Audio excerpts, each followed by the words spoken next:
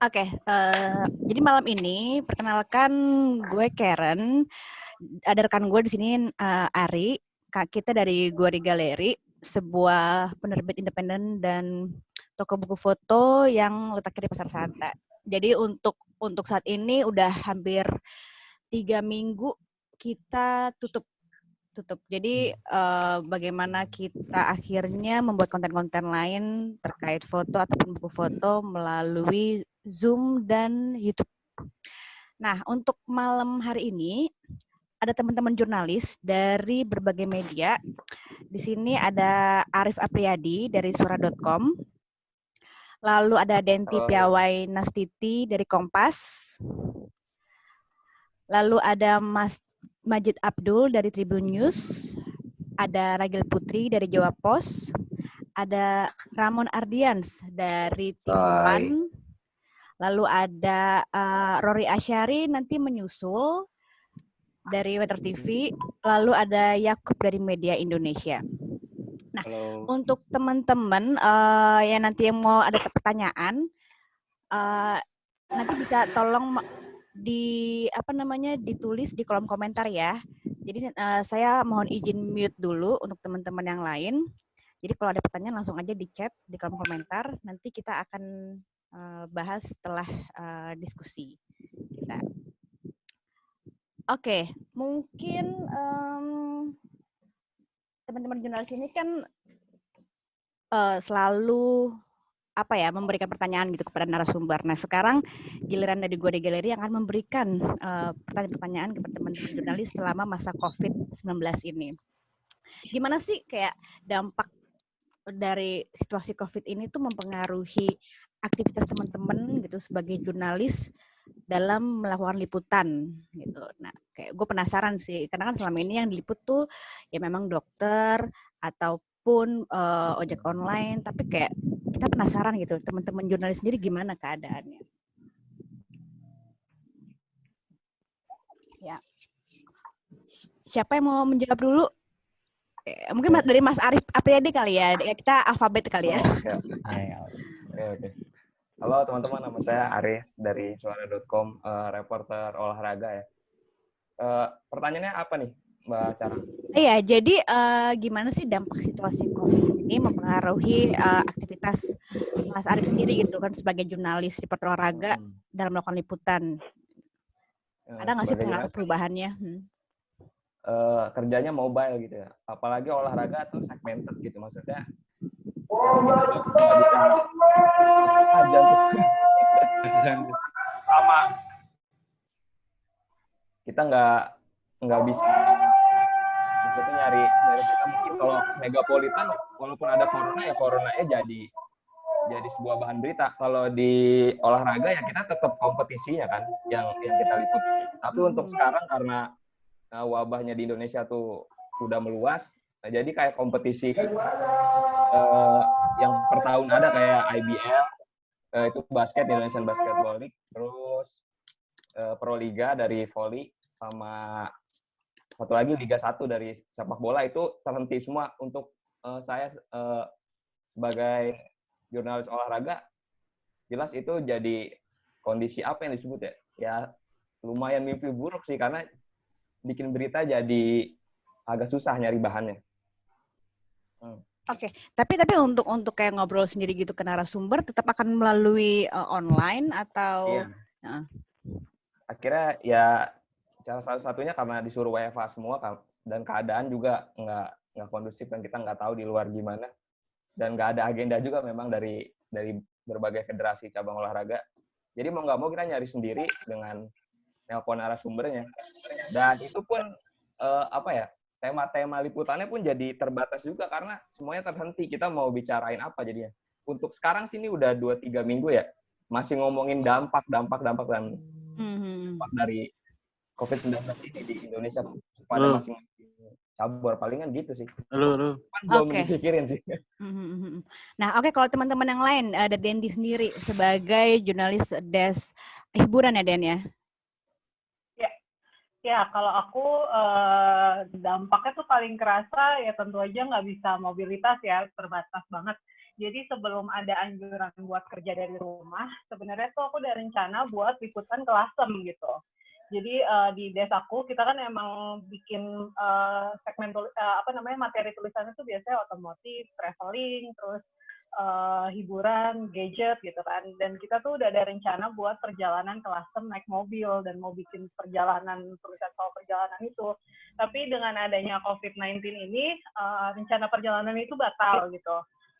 Karena juga di Lasemnya sendiri, mereka membatasi kunjungan dari masyarakat luar gitu, dari turis atau dari orang di luar Lasem mereka membatasi.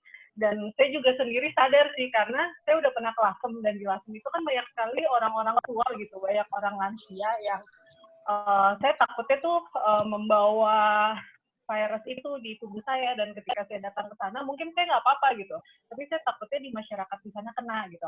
Akhirnya kalau dari saya sih perjalanan buat travel itu dibatalkan, kemudian liputan-liputan akhirnya mau nggak mau dari dalam rumah, karena kita mengandalkan wawancara telepon atau wawancara via video call gitu. Dan beberapa kegiatan-kegiatan seperti launching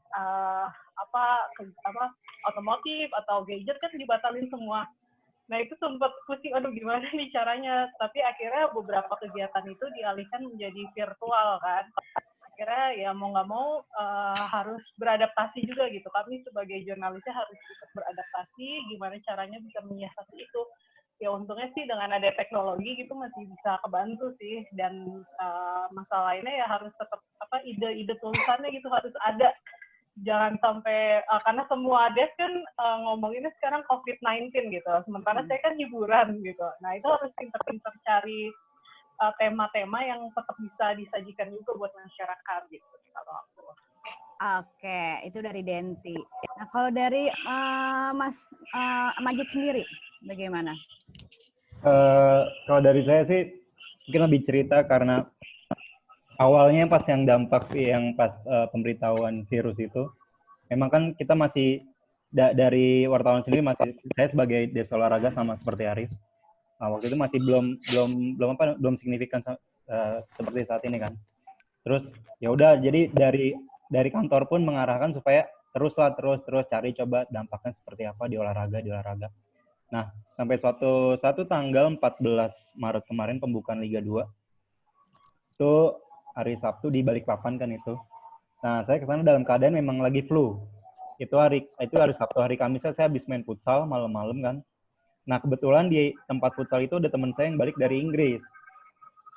Nah, terus besoknya, pokoknya tanggal 14 itu Sabtu di Balikpapan, saya ketemu sama Pak Menteri Menpora. Nah, Pak Menpora sendiri kan sebelumnya pernah rapat dengan kabinet itu yang ada BKS, Pak Menhub juga, dan beberapa jajarannya. Dari situ, pulang dari Balikpapan, saya merasa diri saya kayak, aduh, hidung udah pilek, tapi badan nggak demam gitu. Soalnya di setiap bandara kan dicek suhu. Hari Senin, hari Selasanya saya memberanikan diri untuk untuk cek gitu ke dokter. Terus udah tes darah, dilihat leukositnya, oh ternyata nggak ada. Katanya ya dilihat dari leukositnya kalau misalnya tinggi, itu ada rendah atau tinggi saya kurang tahu. Itu ada melawan virus. Berarti ini nggak ada virusnya. Nah dari situ saya laporan ke kantor. Nah dari situ baru dari kantor juga bilang, yaudah nih liputan lagi. Saya masih disuruh liputan lagi kan dalam kondisi bisa dibilang cuma pilek biasa gitu kayak sebelumnya. Liputan saya sampai akhirnya saya liputan di Bayangkara. Memang saya ngikutin Bayangkara FC kan, salah satu klub yang ada di Jakarta, klub 31. Di situ saya bertemu sama pemain-pemain asingnya, saya wawancara sampai akhirnya mungkin nanti yang bisa saya share di sini, saya juga bikin tulisan sampai akhirnya saya baru ingat di situ ada namanya Lee Won-jae, pemain dari Korea Selatan. Dia orang tuanya dari Daegu. Dia cerita, mungkin sedih ya kalau diceritain, dia juga menceritakannya, dia ingat orang tuanya gitu. Mungkin itu dulu, nanti selebihnya saya share, bisa move dulu biar agak penasaran ceritanya. Oke, siap. Thank you Mas Ragil. Mas Majid. Sekarang kita ke Mbak Ragil untuk share gimana sih masa COVID ini mempengaruhi aktivitas teman-teman sebagai jurnalis dalam melakukan liputan gitu. Nah, ini ada banyak teman-teman juga yang udah join. Kalau ada pertanyaan nanti bisa langsung di chat aja di kolom, ada kolom Zoom group chat. Nanti kita akan bacakan setelah diskusi ini. Oh, di chat aja ya Mbak. Saya mau lihat ke Yakub. Tapi nggak apa-apa, ya udah di chat aja. Ya, di chat aja nanti. Oke. Ya, Mbak Ragil bisa share. Udah semangat banget ya. Semangat banget kayaknya itu, Mbak. Oke, tahan dulu teman-teman.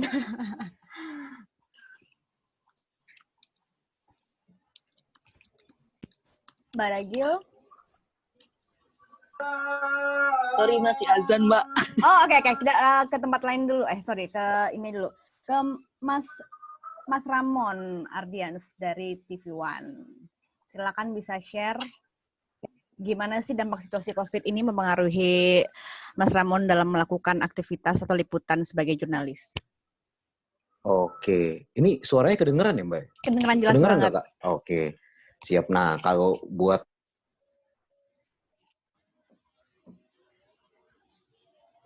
sekarang mungkin biarpun statusnya work from home, tapi kan untuk mengutip pernyataan narasumber itu masih bisa lah dilakukan lewat telepon ataupun bisa by email atau kayak gimana. Nah, cuma untuk yang teman-teman TV ini, terutama sih kalau saya ya, sekarang kan saya di Des Olahraga. Itu kan jadinya kita itu kalau untuk di TV butuh ya recording gambar, statement narasumber, kayak gitu-gitu kan. Nah, itu tuh yang mungkin sekarang jadi kendala. Sementara itu kalau di TV One itu sekarang anak-anak yang di Des Olahraganya itu kebagi dua nih. Ada yang diperbantukan ke news untuk peliputan yang main isunya sekarang COVID-19, sama ada yang masuk ke produksi. Nah, saya ini kebagian sekarang yang diproduksi untuk produksi siaran kabar arena malam.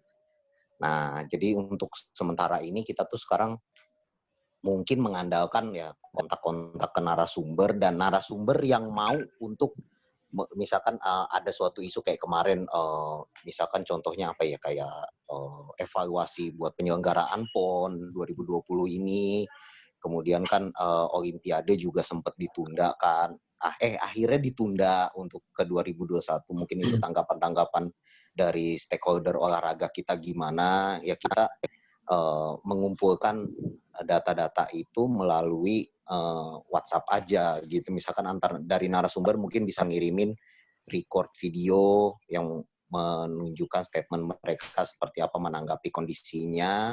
Baru nanti ya kita yang di dalam ini produksi ya kita edit lah gitu untuk menjadi satu paket berita yang sekiranya bisa untuk menggambarkan situasi sekarang. Jadi fokus Kabar Arena pun ya, kalau yang tahu ya Kabar Arena itu kan program olahraga yang khusus untuk berita-berita olahraga di TV One 30 menit. Nah, itu kan juga terkadang sampai saat ini terbagi misalkan 50% itu dari berita luar dan 50% dari berita dalam negeri. Tapi sekarang dengan kondisi sekarang yang ada COVID-19 ini, jadi banyak juga sekarang Kabar Arena pun kesulitan gitu buat mengumpulkan bahan-bahan berita. Bahkan meskipun bahan-bahan berita itu dari luar negeri ya, kayak misalkan dari SNTV, mungkin dari YouTube atau dari Instagram atlet-atlet yang well known di sana kayak gitu. Itu pun makin hari makin sedikit gitu bahannya. Nah, kesulitannya sih sekarang emang dari materi berita ya, karena buat TV memang kalau ini pandangan saya pribadi sih nggak semudah dari teman-teman yang online dan juga dari teman-teman cetak yang bisa mengutip langsung gitu melalui by phone, melalui WhatsApp ataupun email. Mungkin sementara itu aja sih. Oke, sip. Thank you Mas Ramon. Iya. Sekarang kita ke Mbak Ragil. Oke. Bisa sharing kah? Oh, oke, udah.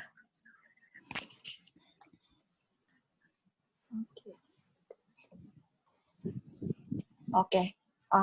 Aku dari olahraga juga, sama kayak Arif juga, sama kayak Maju juga dari media tulis.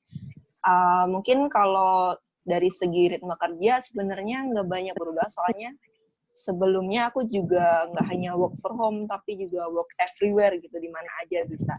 Cuma pas masa COVID ini sama kayak teman-teman yang lain gitu, pergerakan kita tuh lebih terbatas gitu.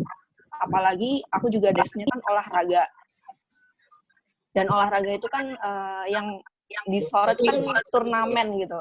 Olahraga ya turnamen, kejuaraan dan sebagainya. Dan sementara ini sampai mungkin 2-3 bulan ke depan mungkin nggak ada kejuaraan ya di olahraga manapun ya. Jadi di situ tantangannya tuh di situ. Jadi kita kalau dibilang sulit, ya sulit. Semuanya juga kena dampak COVID ini jadi sulit semua gitu. Tapi di situ kita jadi dituntut lebih kreatif untuk nyari isu, nyari berita yang lebih kreatif gitu ya. Jadi lebih kreatif buat bikin beritanya dari segi apa, mungkin dari segi feature atau kayak gimana gitu. Karena kalau bahas kayak biasanya kayak kalau olahraga tuh kayak teknis kayak dan sebagainya tuh mungkin agak sulit karena mereka juga latihan pun ada yang udah nggak latihan seinsen dulu ya, pelatnas aja pada dipulangin gitu. Jadi agak tricky juga selama masa COVID ini. Kayak gitu sih. Oke. Thank you Mbak Ragil. Sekarang kita beralih ke Mas Rory Asyari dari Metro TV. Halo. Jadi mungkin teman-teman udah mendengar bahwa ada 1 orang positif di Metro TV dan 1 orang positif dan beberapa PDP. Jadi konsekuensinya adalah karena 1 yang udah confirm positif, akhirnya kantor keduanya ditutup. Terus kami harus pindah ke suatu tempat yang sebenarnya itu adalah tempat untuk meeting, tempat untuk rapat, dan kami sulap ala kadarnya. Tapi sekarang kebetulan kantor untuk mendapatkan masker itu nggak sesusah dulu. Jadi dulu tuh benar-benar susah, sehingga semuanya nggak dapat masker, akhirnya semuanya cari masker sendiri-sendiri, ada yang pakai tisu lah, ada yang pakai macam-macam. Sekarang bisa beli masker. Masker wajib dipakai gitu. Nah, di tempat yang baru ini, karena TV mungkin beda dengan cetak yang nggak butuh orang banyak dalam satu waktu tertentu. Teman-teman yang cetak dan online bisa ngerjain berita di mana aja, bisa telepon, bisa ini. Cuma kalau TV karena alatnya di situ, studionya di situ, harus ngumpul jadi satu. By the way, kami sudah nggak mengundang narasumber, jadi semua wawancara narasumber dipakai Skype atau telepon gitu. Kalau misalnya mau siaran di studio, itu dalam satu ruangan. Ini teman-teman bayangin ruangan kelurahan gitu. Ada panggung, terus depannya kursi-kursi. Nah, itu panggungnya itu tempat siaran di situ.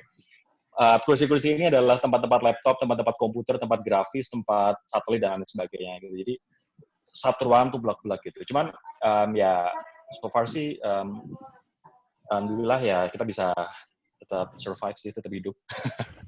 Tapi masker penting banget sih, apalagi itu ruangan tertutup, banyak orang, dan udah mulai beberapa, mungkin karena kecapean juga, atau mungkin karena faktor yang lain, bersin-bersin.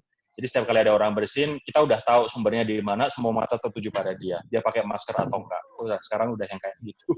Cuman the show must go on, jadi tiap hari ya kita tetap harus siaran. Iya, karena kan dulu kan untuk pemakaian masker itu sendiri itu hanya untuk khusus orang yang sakit ya Mas. Tapi sekarang kan Betul. Memang kita nggak pernah tahu siapa yang menjadi carrier juga. Ya. Betul, karena sekarang yang sakit pun, yang positif belum tentu sakit kan. Jadi kita nggak ngerti sih apakah orang itu positif atau enggak. Dan apalagi testing kita kan sangat-sangat rendah. Kemarin kami ngangkat topik soal rendahnya testing ini jika misalnya katakanlah di Korea Selatan 15.000 per hari, even bahkan di Filipina bisa sampai 1.000 per hari. Kita per hari, kemarin kami sisir dari data dari Kemenkes, itu ada yang 100, ada yang 400, ada yang 200, ada yang 300 per hari. Jadi kurang banget testing untuk PCR ini. Jadi kita nggak tahu sebenarnya di luar sana tuh siapa yang sakit, berapa banyak yang sakit, begitu sih. Oke, thank you Mas Rory. Kita beri dulu ke Mas Yakub dari Media Indonesia. Halo semua, saya Yakub dari Media Indonesia. Kebetulan saya ingin menceritakan dulu di awal itu, ketika COVID sedang parah-parahnya itu, saya beralih tugas dari desk olahraga menuju ke Megapolitan. Nah ini menjadi sebuah tantangan yang sangat besar sekali buat saya karena di satu sisi saya belum mengenali lapangan Megapolitan itu seperti apa, dan di satu sisi lagi ada corona ini. Jadi ketika saya di olahraga itu masih di Des Olahraga tanggal 3 saya bertemu dengan Pak Budi Karya ya, Menteri Perhubungan. Di situ saya bertemu dengan beliau, wawancara beliau, tampak tak ada masalah ketika itu. Namun ketika dia diumumkan dia positif, itu yang membuat saya sedikit panik. Apalagi di situ saya posisinya lagi di Bandung, di rumah keluarga gitu. Jadi seperti beban gitu, takutnya membawa carrier atau bagaimana. Padahal saya juga belum diperiksa ketika itu, dan saya langsung berangkat lagi ke Jakarta ketika itu, dan juga setelah dicek dan kembali bekerja, saya dilaporkan saya langsung ODP oleh RSPI itulah. Saya sudah posisinya lagi ODP itu ya, bekerja di base, dan saya baru terjun di Megapolitan, dan jujur sangat sulit banget. Saya setuju sama Mas Ramon. Memang TV langsung ke lapangan, namun beda cerita dengan jurnalis Megapolitan, mau cetak mau online juga tetap turun aktif ke lapangan ketika masih awal-awal maraknya wabahnya corona itu. Saya masih turun ke lapangan, saya masih ke Jakarta Utara ketika itu, ke Polres Jakarta Utara untuk mewawancarai Pak Polres. Ketika itu juga belum ada pengumuman tentang banyaknya corona, dampak coronanya berapa, belum ada informasi seperti itu. Dan saya sempat sakit juga, itu yang membuat saya semakin parno dalam bekerja sih. Saya sempat sakit juga, saya sempat demam, tapi tetap kerja. Dan ketika akhirnya media Indonesia juga memutuskan bahwa untuk karyawannya, untuk yang di garda terdepan, untuk jurnalis-jurnalisnya untuk WFA, akhirnya saya bekerja di rumah dengan cara menelpon narasumber dan mengandalkan link pertemanan saya sih dengan rekan-rekan sejawat. Sejauh ini sih paling halangannya itu ya, saya masih belum kenal banyak narasumber sejujurnya di Megapolitan. Berbeda dengan sebelumnya di olahraga, yang membuat saya merasa ini sangat berat sih, karena untuk menghubungi polisi saja kan bisa dibilang harus kenal dulu, harus dekat dulu. Beda dengan ketika saya di olahraga sih mungkin sama, harus kenal dulu, harus dekat dulu, namun pendekatannya juga bisa ketemu. Belum ada wabah corona ini, dan saya lagi posisi ini belum bisa ketemu banyak orang. Jadi sejujurnya untuk mengerjakan deadline ini cukup mempengaruhi kinerja saya sih. Itu sih, Mbak. Oke, thank you Mas Jacob. Nah, saya juga penasaran gitu, misalnya kayak ketika dalam mengangkat satu cerita gitu atau liputan. Nah, bisa nggak sih ceritakan gitu human interest story yang teman-teman kerjakan gitu terkait dampak situasi pandemi global ini. Misalnya kan banyak juga teman-teman di Des Olahraga gitu. Misalnya atlet yang terdampak virus corona yang tadi sudah disebutkan juga, atau mungkin para atlet yang akhirnya susah mengakses fasilitas olahraga itu sendiri. Ataupun selain atlet juga apa-apa, kayak Denti dari Des Hiburan ya, Den. Ya. Mungkin dari Mas Arief kita bisa mulai.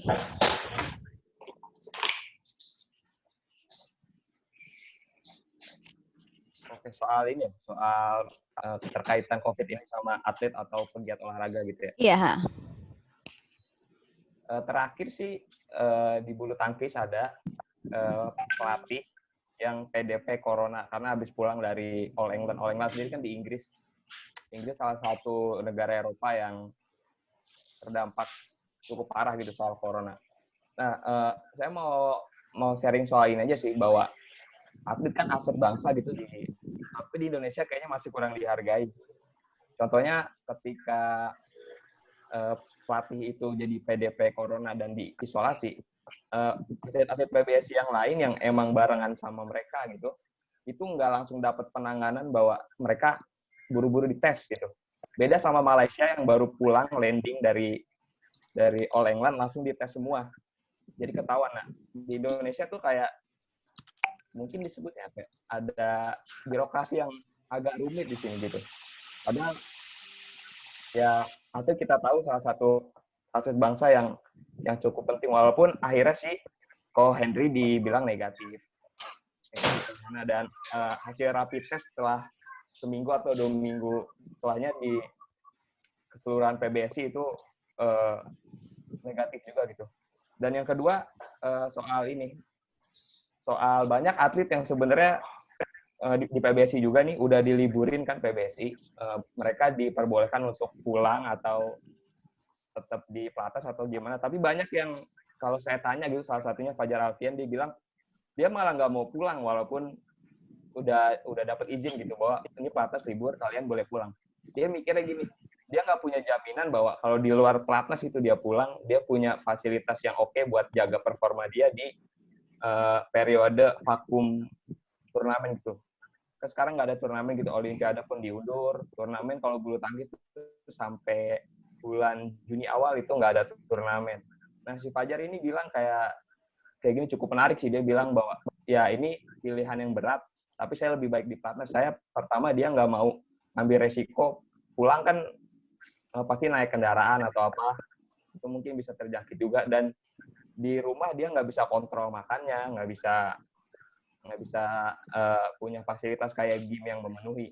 Akhirnya ya para atlet ini bergantung lagi gitu pada PB-nya sendiri, jadi nggak ada kayak koordinasi keseluruhan gitu, mungkin dari Kemenporanya gitu punya solusi yang spesifik gitu buat mereka. Jadi di sini sih saya lihat bahwa ya dari aspek olahraga Indonesia belum siap gitu buat memenuhi hak atlet, apalagi ada wabah kayak gini. Ya mungkin saya sih penasaran yang soal, kan kita banyak fokus misalnya terkait pemasukan transportasi online gitu. Tapi bagaimana dengan pemasukan income untuk atlet itu sendiri, Mas? Dari atlet nih terakhir ada IBL, Indonesian Basketball League, itu kan udah dihentikan sementara, dan di rootnya akhirnya angkat bicara tuh terkait bahwa ini klub harus tetap menjamin hak gaji para pemain atau gimana gitu, karena penundaan dan sponsor juga jadinya ya gimana, mereka nggak bisa bayar karena turnamen yang nggak ada, tapi klub-klub sendiri itu secara finansial terbebani gitu oleh harus bayar para atlet sendiri. Nah, di root IBL sendiri sih udah koordinasi katanya sama Perbasi. Nah, mereka tuh mau nyari titik tengah gitu, gimana adilnya. Dan itu berarti ada kemungkinan bahwa gaji mereka dipotong atau bahkan nggak digaji. Walaupun sampai sekarang saya belum update sih, itu akhirnya gimana. Itu dari IBL sih, salah satu contohnya. Oke, thank you Mas Arief. Nah, sekarang untuk Denti sendiri di Des Hiburan, bagaimana Den? Soal ini ya, apa namanya? Kisah-kisahnya yang lo dapetin, ya. Oh, oke. Kalau dari hiburan pas awal-awal bekerja di work from home ini agak bingung lah sebenarnya bikin apa gitu kan, karena kebiasaan buat ketemu orang gitu kan. Terus saya waktu awal-awal sih saya sempat translate berita-berita dari Wire gitu, dan saya dapat banyak cerita bahwa film-film itu dihentikan produksinya di luar negeri gitu. Dari Disney dihentikan, Netflix dihentikan gitu, karena untuk menyikapi wabah COVID-19 ini. Terus saya mulai berpikir kan, berarti kalau di dunia aja mengalami kayak gitu, di Indonesia juga seharusnya menghadapi situasi yang kurang lebih sama gitu. Akhirnya saya mulai kontak beberapa teman-teman produser, beberapa teman-teman sutradara untuk bertanya soal dampak COVID ini terhadap produksi mereka, dan ternyata emang dampaknya ini parah banget ya. Kalau yang paling kerasa kan bioskop itu udah ditutup, kayak CGV atau 21 itu udah ditutup gitu. Tapi ternyata kalau buat perfilman Indonesia dampaknya lebih luas lagi karena produksi itu berhenti. Kalau produksi berhenti kan berarti kru film itu juga berhenti bekerja gitu. kalau misalnya mungkin buat talent-talentnya atau buat sutradara dan produsernya begitu berhenti mereka nggak terlalu banyak masalah karena mereka kan pendapatan mereka sudah besar dan mereka mengutamakan keselamatan gitu. Tapi buat kru-kru itu parah banget karena ternyata produksi film Indonesia tuh masih tidak semuanya tuh dilakukan secara ideal.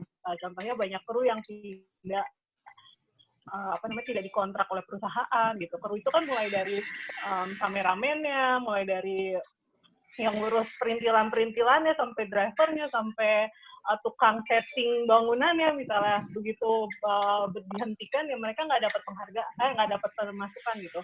Beberapa kru film itu meminta supaya produksi film dilanjutkan karena kalau nggak ada produksi ya mereka nggak dapat pendapatan gitu. Tapi akhirnya sutradara dan produsernya memutuskan untuk berhenti karena kalaupun tetap berjalan kan bisa aja kayak ya ada influencer Indonesia yang kemudian diprotes oleh netizen kemudian malah jadi panjang kan urusannya.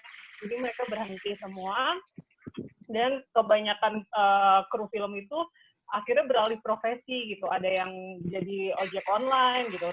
Padahal jadi ojek juga nggak banyak pemasukannya kan, dan beberapa kru film akhirnya memutuskan balik ke daerah masing-masing.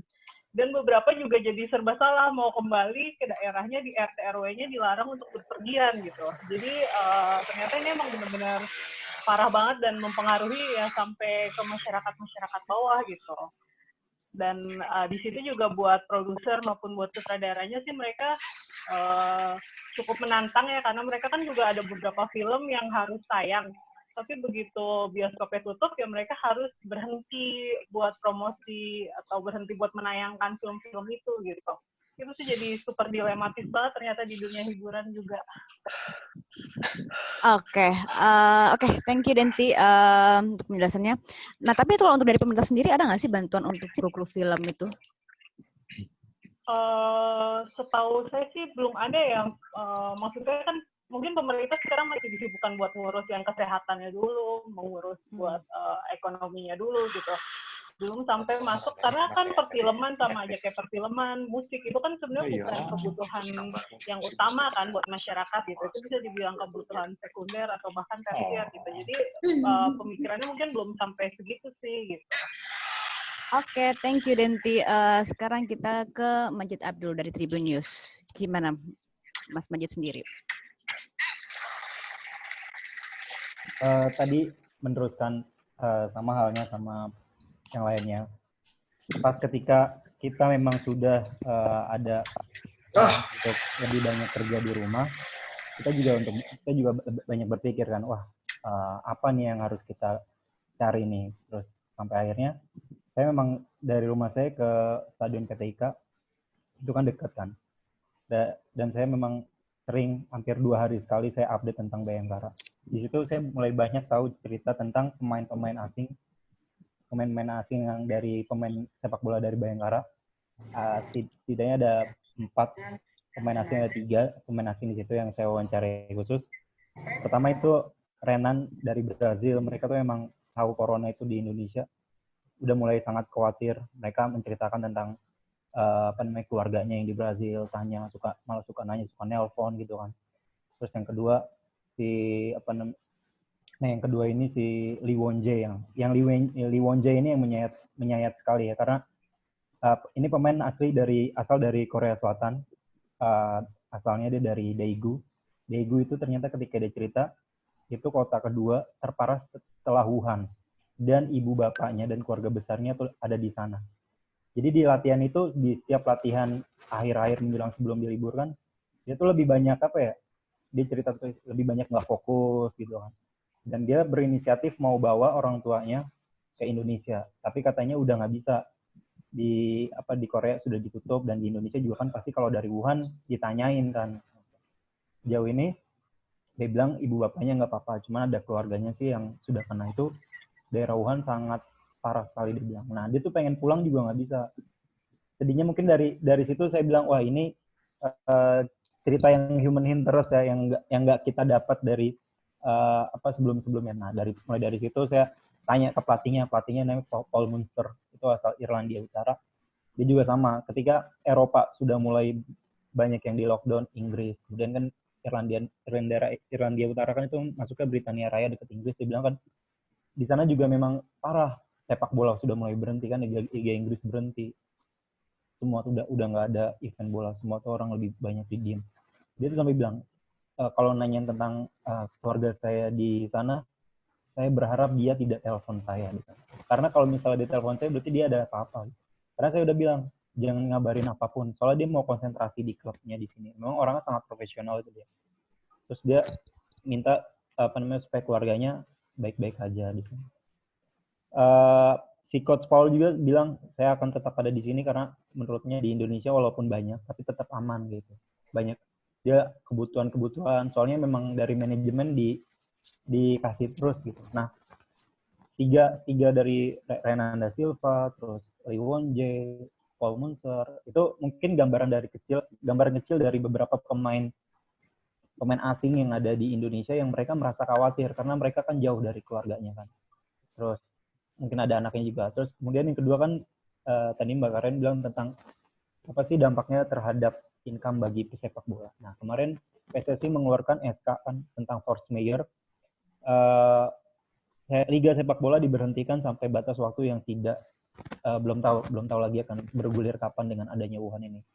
Dan itu yang memang sangat juga kita bisa kalau booming kita melihat seperti ojol ya kan, mereka bilang wah ini kita merasa ojol aja yang paling ini. Ternyata pesepak bola juga bertumpuk di situ. Ketika liganya berhenti, ya dia mau apa, dia nggak punya. Kadang orang-orang yang pemain muda dia nggak, yang jadi tulang punggung, mereka bingung harus seperti apa. Sedangkan dalam SK itu setiap manajemen diharuskan maksimal membayar 25%. Jadi dengan diksi maksimal itu banyak manajemen yang membayar 10%. Nah, kita juga nggak bisa menyalahkan, satu sisi kita nggak bisa menyalahkan manajemen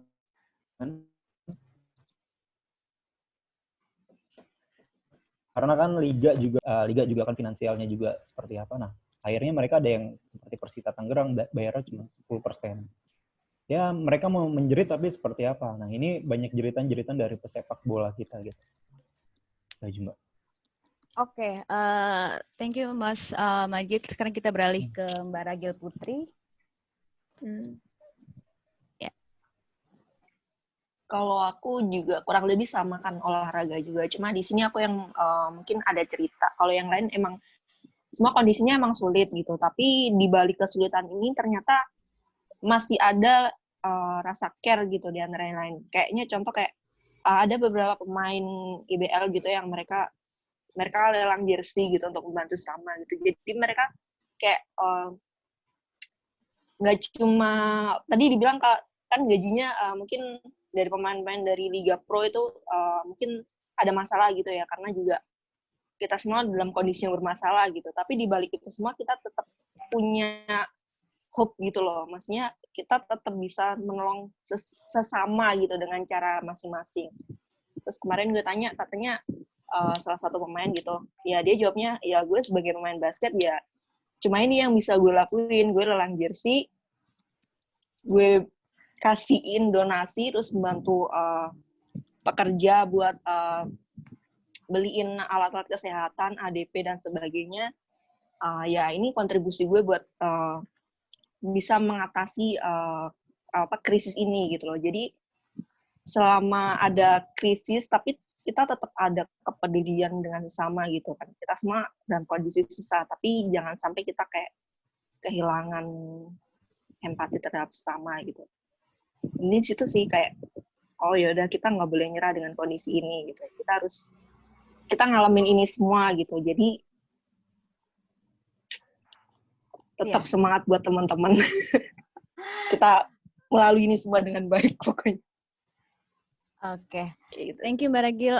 Sekarang Mas Ramon dari TV One bisa berbagi. Nah, ya kalau tadi kayak yang disampaikan teman-teman kan, terutama di dunia olahraga itu tentunya kan pasti ada yang jadi terdampak banget, ada yang enggak gitu. Mungkin juga kayak tadi kata Ragil, ada sisi baiknya juga yang bisa diambil dari semenjak pandemi COVID-19 ini. Tapi ya emang kalau dari segi olahraga, ya kita tahu lah sekarang olahraga itu kan bisa disebutlah sebuah industri di mana banyak orang yang menggantungkan hidup di situ. Oke lah kalau atlet mungkin ya, kayak contoh mungkin tadi mungkin pesepak bola ya, mungkin ya pesepak bola ya kalau ada wacana atau ya nanti diralat lah atau dikoreksi. Kalau memang betul gajinya 25% ya untuk tataran mungkin Liga 1 atau Liga 2 sih mungkin masih lah bisa mencukupi ya. Namanya gajinya segimana yang katanya dipotong 25% itu kita kan nggak tahu. Tapi kan yang juga mungkin perlu diperhatiin tuh kayak nasib-nasibnya orang-orang lain yang menggantungkan di industri olahraga itu, kayak misalkan mungkin kalau di sebuah klub itu mungkin kayak kitman atau mungkin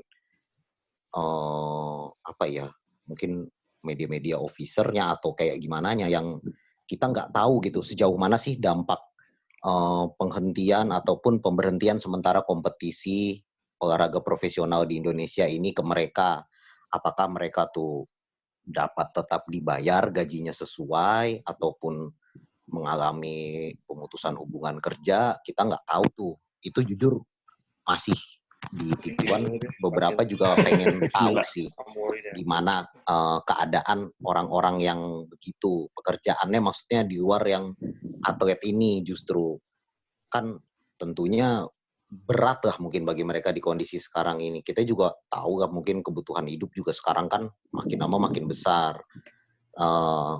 Ada kalanya mungkin mereka nggak punya simpanan atau nggak punya tabungan lebih kayak gitu. Sementara kan dampak pandemi ini kan kita bisa bilang mungkin ini belum sampai puncaknya ya. Kalau misalkan memprediksi beberapa model yang diterbitkan para akademisi yang memperkirakan sejauh mana dampak COVID-19 ini di Indonesia.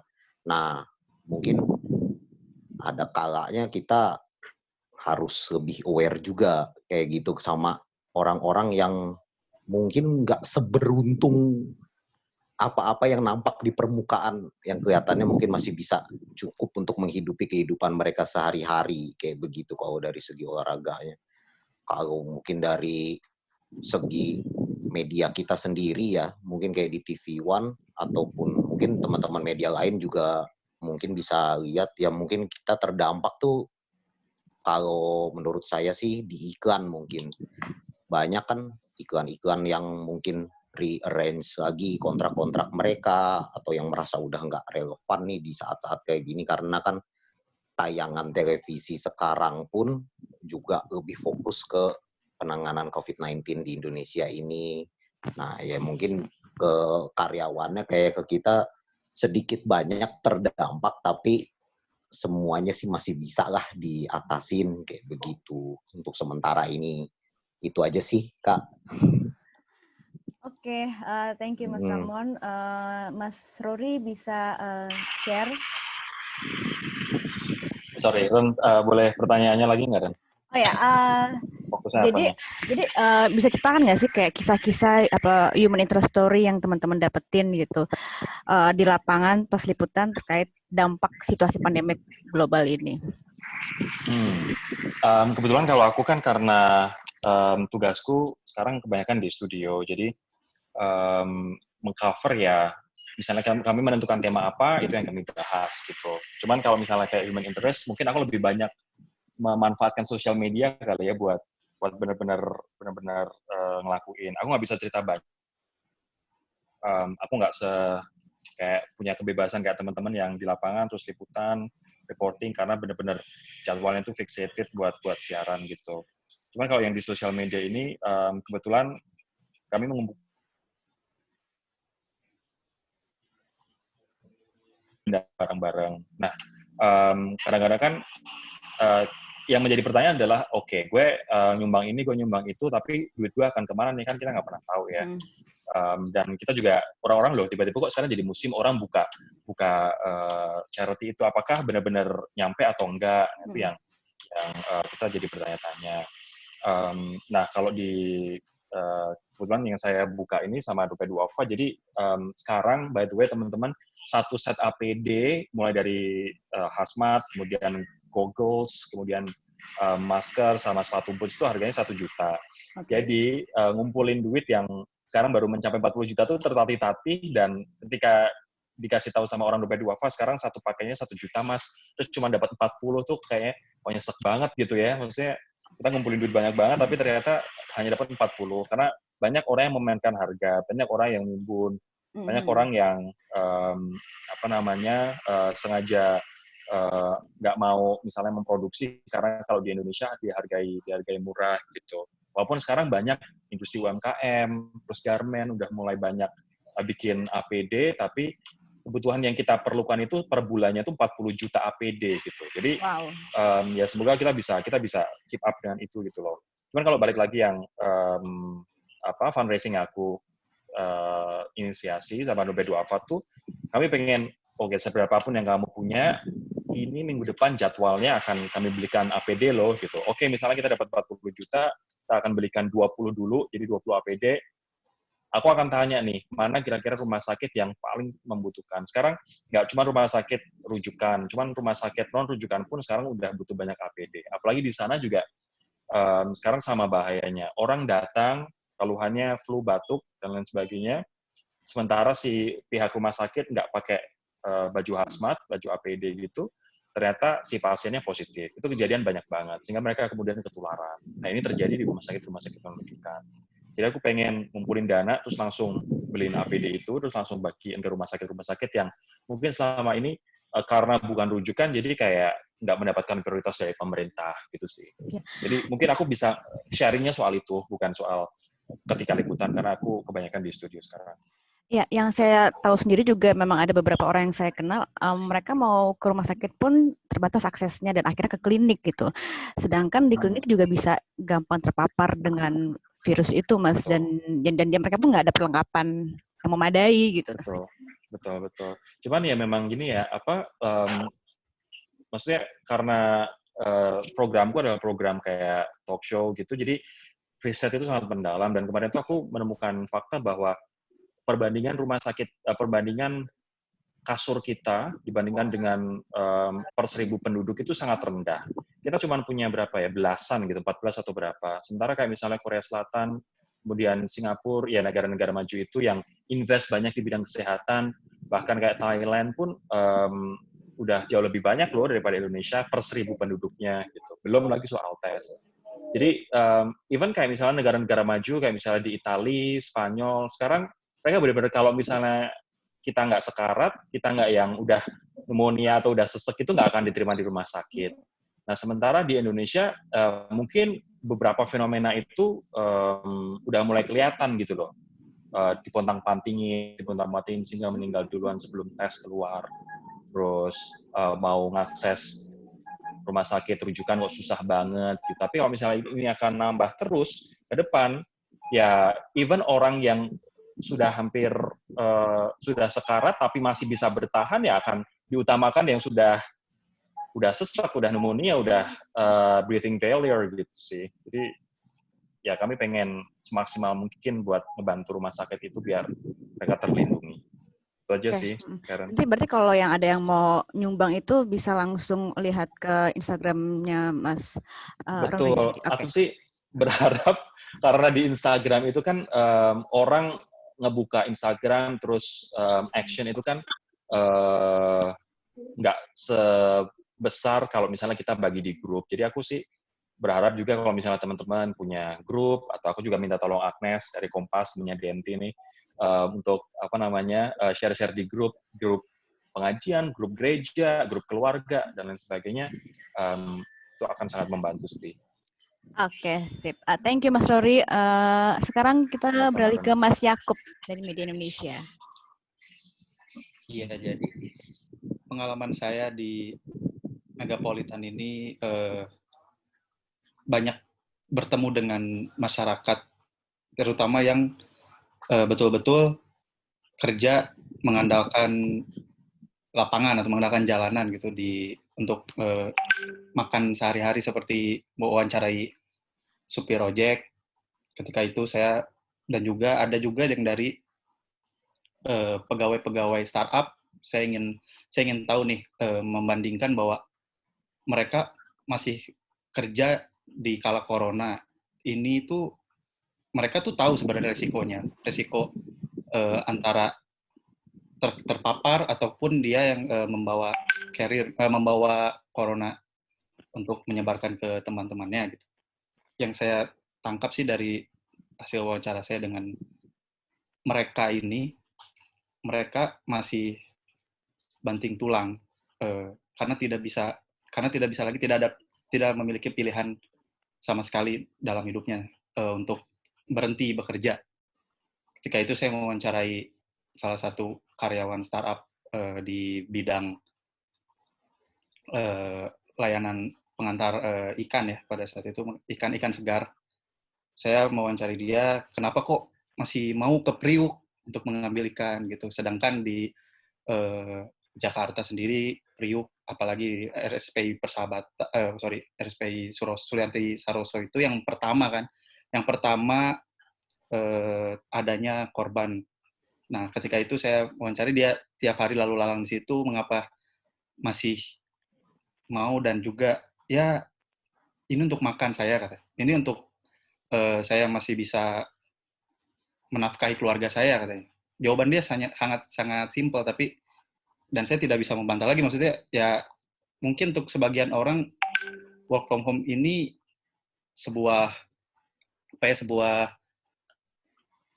cara yang memang terbaik gitu mungkin, tapi untuk sebagian orang lagi yang saya tangkap dari liputan saya di Megapolitan itu memang sudah sulit untuk diubah gitu. Mungkin ya salah satu cara terbaik untuk pemerintah sih sebenarnya benar-benar menutup akses supaya mereka yang tetap bekerja di luar, di lapangan ini terjaga dari paparan dan tetap menjaga pekerjaannya, menjaga semua kerjanya untuk lebih aman, lebih hati-hati lagi, dan juga tidak mencelakai orang lain.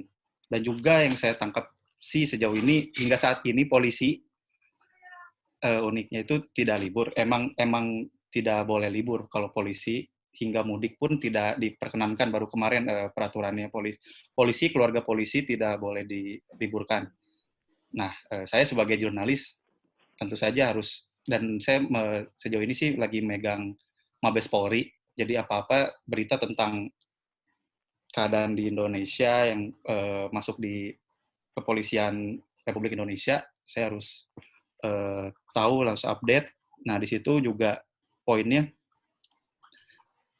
masih banyak kok teman-teman tetap bekerja gitu di luar sana gitu, tidak WFH, namun mereka tetap memikirkan kesehatan mereka dengan cara ya lebih rajin lagi bercuci tangan, lebih menjaga jarak, social distancing-nya lebih dijaga, dan juga mungkin untungnya banyak juga yang kata Mas Rory bilang tadi, sumbangan-sumbangan itu sudah banyak mengalir juga, dan banyak juga pihak-pihak kepolisian atau pihak-pihak lain itu sudah mulai gotong royong untuk membantu menyerahkan bantuan makanan, pangan, yang sangat penting untuk masyarakat, khususnya masyarakat ke bawah gitu. Itu yang saya rasakan sekali di Megapolitan ini, yang biasanya saya liputan wawancara dengan atlet yang hanya ya mungkin benar-benar bisa untuk stay di rumah. Sekarang saya akhirnya mewawancarai tukang sayur, mewawancarai ojek online gitu, sangat lebih, mereka tuh tidak ada pilihan selain tetap bekerja, namun ya mungkin satu-satunya cara itu adalah pemerintah harus tegas, bisa lebih lebih memberikan yang terbaik buat masyarakat yang tidak bisa work from home ini. Itu sih, Mbak. Oke. Thank you, Mas Yakub. Nah, sebelum kita buka pertanyaan ke publik, ada pertanyaan terakhir dari saya. Ini cukup personal sih. Saya penasaran gitu dengan kegiatan sehari-hari teman-teman gitu yang WFA. Apa sih kegiatan atau hal baru yang teman-teman lakuin yang sebelumnya belum pernah teman-teman lakuin atau tertunda untuk dilakukan? Dan setelah pandemi global ini berlalu, hal apa yang teman-teman rindu ingin lakukan? Ya, mungkin kita bisa ke Mas Arif Apriyadi dari suara.com. Terkait hal-hal yang dilakukan saat WFH ini sebenarnya bukan yang belum pernah dilakukan ya, tapi wabah corona ini bikin kita jadi kreatif gitu buat nggak mati gaya di saat self isolation di rumah gitu. Ini udah 3 minggu lebih kira-kira saya WFH, baru nyadar bahwa banyak sih kegiatan-kegiatan kecil yang sebenarnya saya pengen lakuin gitu, tapi akhirnya baru kesempatan di saat-saat kayak gini. Salah satunya saya suka gambar kan sama fotografi. Kalau soal gambar saya jadi ada kesempatan buat kayak bikin sketch gitu. Soalnya pengen banget di Galeri Nasional tuh ada namanya kegiatan Kamis Sketsa gitu. Tapi saya sulit ikut karena setiap Kamis pasti tetap kerja. Dan mereka akhirnya buka lomba Kamis Sketsanya, tapi udah dibikinnya di rumah. Dan kedua soal fotografi, ini masih hubungan juga sama lomba. Soalnya saya nyari kegiatan yang seenggaknya bisa nguntungin gitu, kali aja menang kan. Kalau fotografi nih kayak bikin indoor fotografi gitu dari Sony Alpha. Akhirnya saya coba-coba ikut aja. Seenggaknya mau ngabisin waktu gitu di rumah, tapi nggak cuma main medsos gitu, scroll-scroll timeline aja sih. Kalau yang kedua tadi apa pertanyaan? Hal apa yang Mas Arif rindu ingin lakukan gitu setelah pandemi global ini berlalu? Oh, pertama sih ya liputan kayak biasa. Asik ketemu ngomongin kerjaan. Liputan seperti biasa lagi.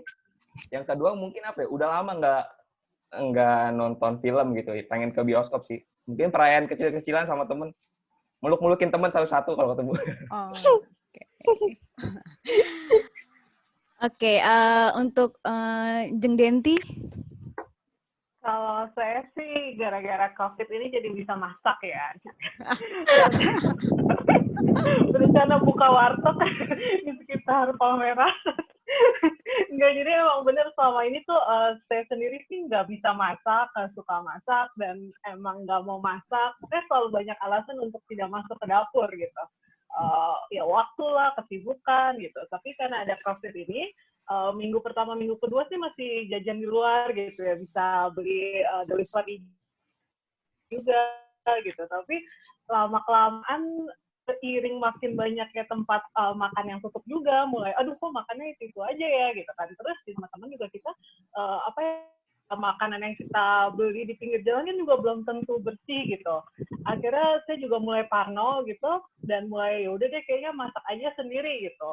Dan ternyata dari masak itu saya udah mulai menemukan keasikannya gitu. Jadi kayak karena bosan ya di kosan terus nggak ngapa-ngapain, nah dengan masak tuh mulai dapat hiburan lah, jadi senang gitu, bisa belanja terus bisa masak sesuai kebutuhan gitu. Jadi kalau ada yang bilang tuh masak itu kan seni bertahan hidup gitu. Jadi saya lagi menerapkan itu gitu. Terus hal lainnya sih mungkin olahraga ya, biasanya suka olahraga gitu karena di kosan jadi nggak bisa ngapa-ngapain, itu juga harus cari-cari cara lah supaya tetap bisa aktif gerak. Dan kalau yang paling saya kangen sih tentu aja ketemu sama teman-teman gitu, karena walaupun kerja jurnalistik ini sebenarnya kerja individual gitu, tapi kan kita sering kumpul bareng buat buat nulis bareng, buat share gitu. Jadi kadang-kadang itu sih yang bikin kangen. Oke, thank you Denti. Untuk Mas Majid dari Tribun News. Apa ya Mbak, semenjak WFH itu saya jadi lebih bersih gitu. Biasanya mandi sekali jadi sekali 2 kali. Gitu. Terus kebetulan juga dan untungnya saya juga nikah kan akhir Januari tuh, tanggal 31-an. Habis nikah COVID mulai. Nah, alhamdulillah juga. Jadi saya ada temennya lah di rumah, jadi udah bisa nyapu gitu, bersih-bersih gitu di rumah. Terus apalagi ya Mbak, bisa sama olahraga sih, jadi lebih olahraga. Dan yang keempat tuh, jadi saya lebih agamis Mbak, jadi kan kebanyakan di rumah gitu. Kita COVID juga perspektifnya banyak, ada melalui keilmuan, ada yang agama, ada yang ya kita campur baurkan lah gitu. Jadi memang banyak hikmahnya juga. Kita juga tahu kan dengan adanya COVID ini polusi di dunia istilahnya jadi menurun. jangan kayaknya diistirahatin dulu lah dunia. Terus kayak yang kedua, kalau soal kangennya, saya kangen pakai celana jeans sama kaos oblong, Mbak. Ini saya di rumah cuman kaos koloran doang gitu kan. Terus saya kangen juga wawancara langsung sama narasumber gitu, sama menteri gitu.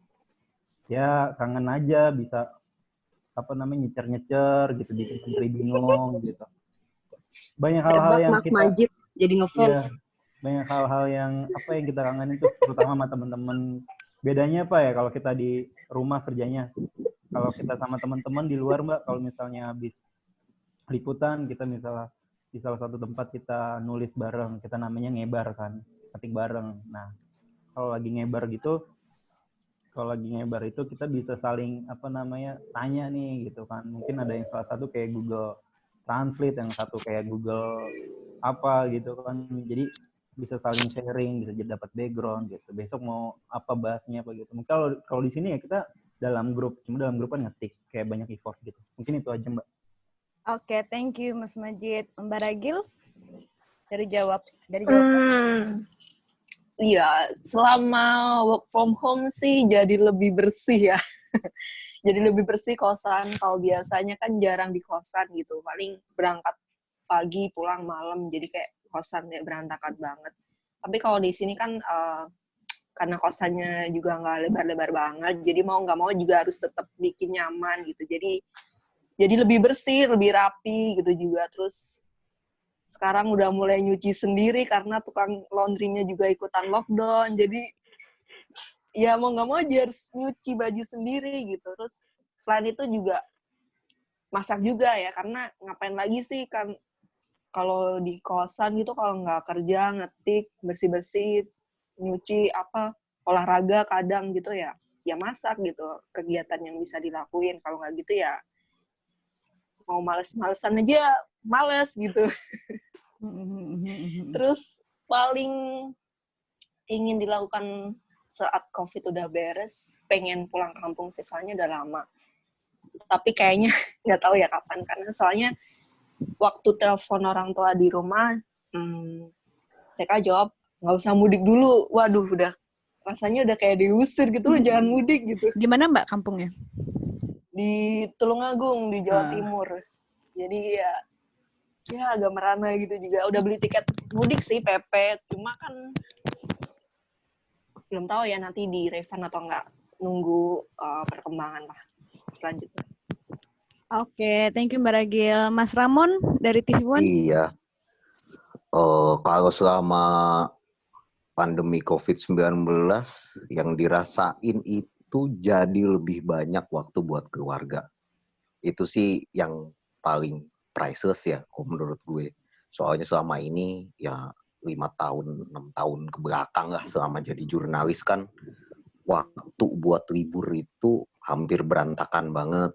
Dan bahkan hampir jarang banget dapat libur yang bener-bener weekend, yang bisa nyesuaiin jadwal sama istri juga, kayak gitu. Misalkan istri libur Sabtu Minggu, ya kita nggak libur Sabtu Minggu. Nah, tapi sekarang kan, apalagi dengan jadwal masuk yang di saat ini ya, dalam 2 minggu itu masuk kerja itu cuma 5 hari.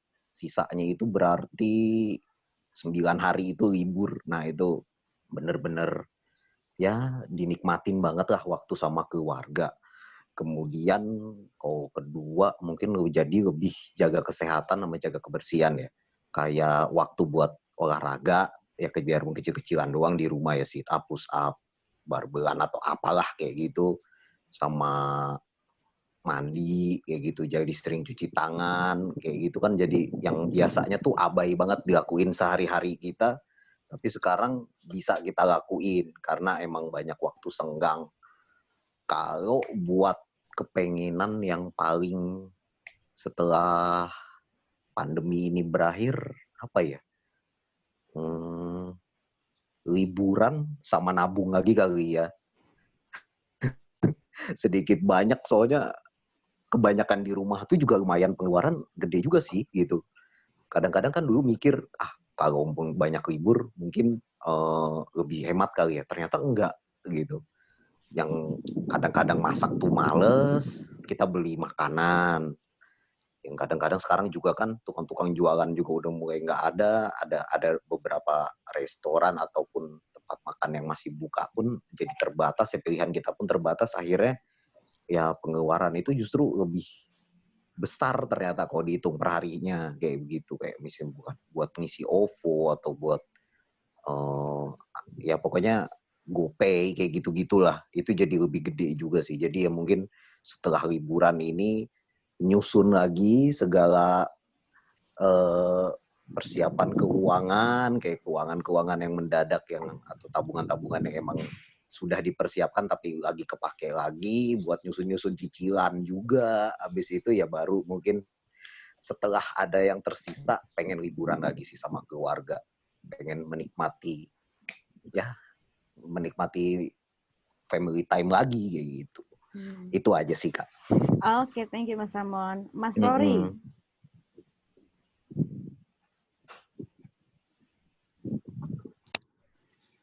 Mas Rory.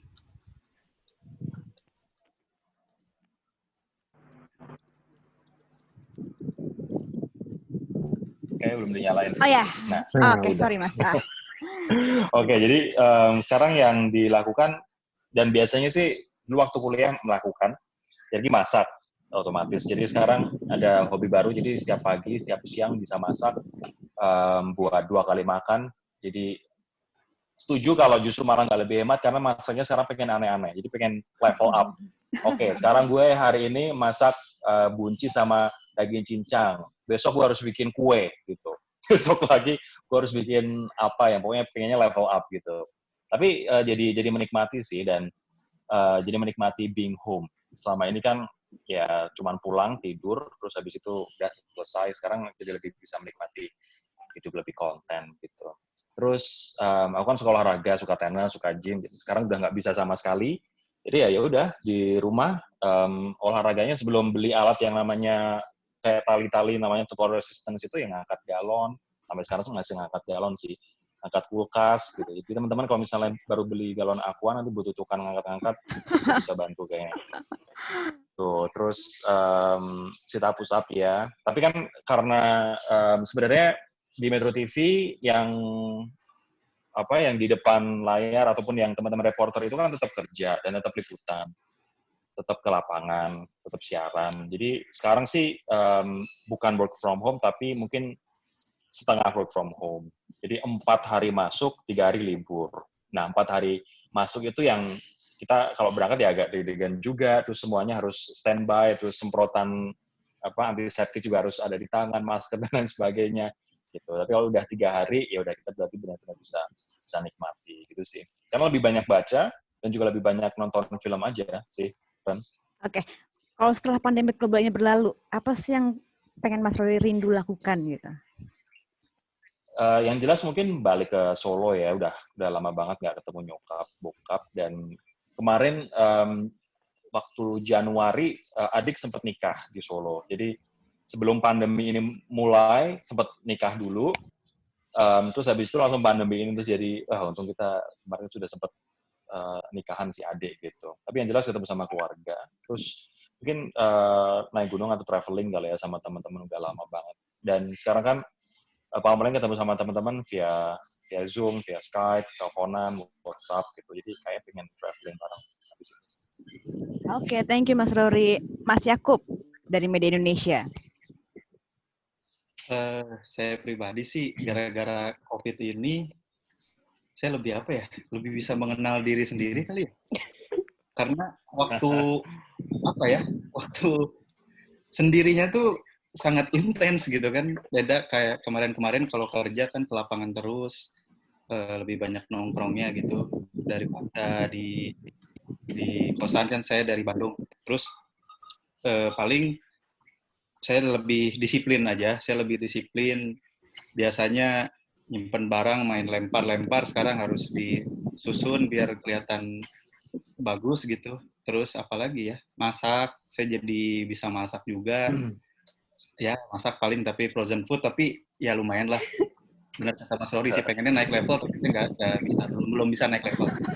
Udah gitu paling lebih aktif juga sih dengan teman-teman tetangga di kamar gitu lebih, karena kan daripada bete banget di sini, kita lagi jadi lebih sering ketemu, intens, ngobrol, tapi tetap jaga jarak ya, ngobrol dari kamar satu ke kamar lainnya, ya pakai plastik sama tali.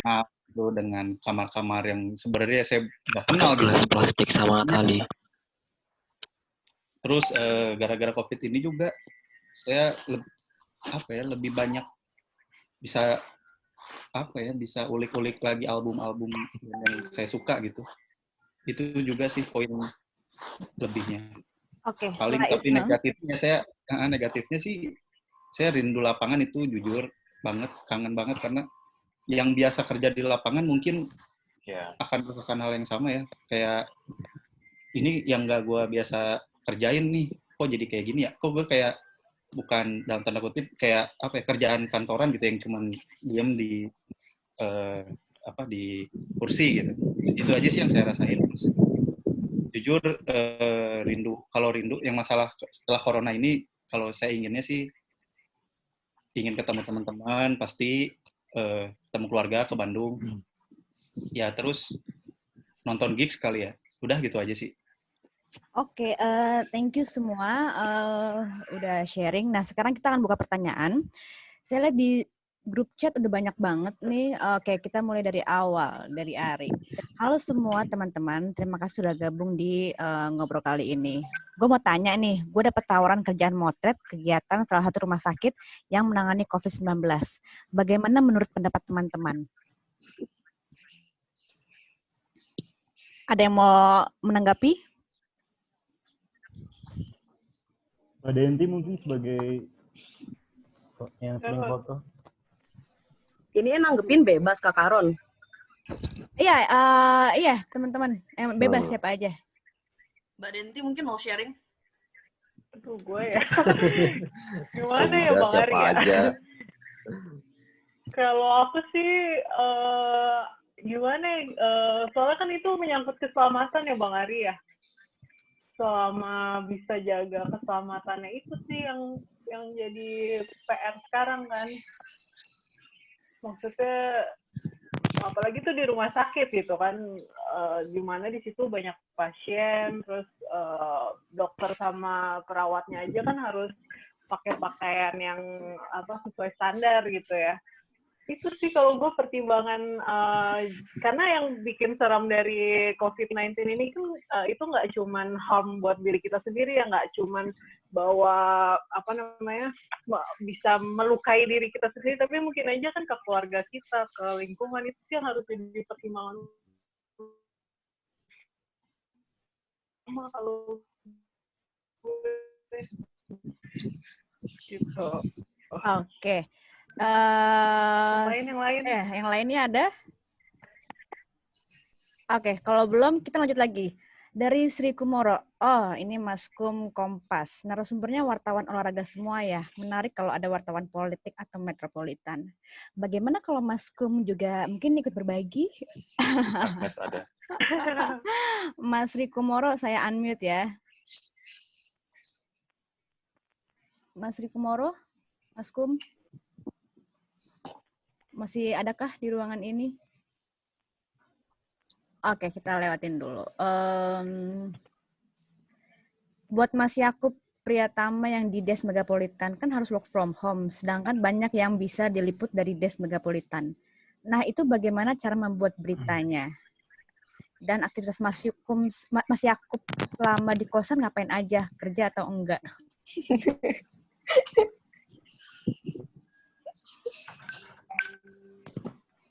Ya,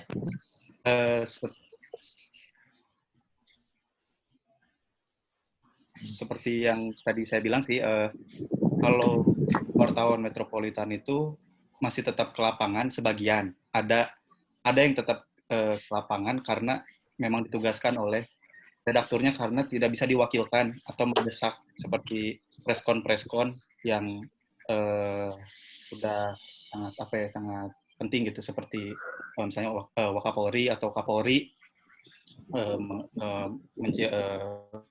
mengeluarkan maklumat Polri kemarin itu kan tidak bisa diwakilkan gitu.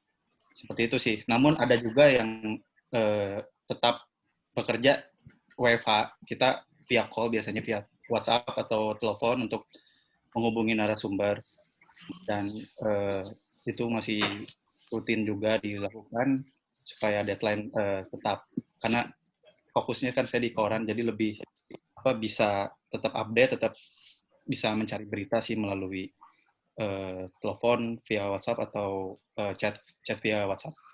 Paling yang terus tadi kegiatannya tadi udah dijelasin ya, Mbak ya. Oke.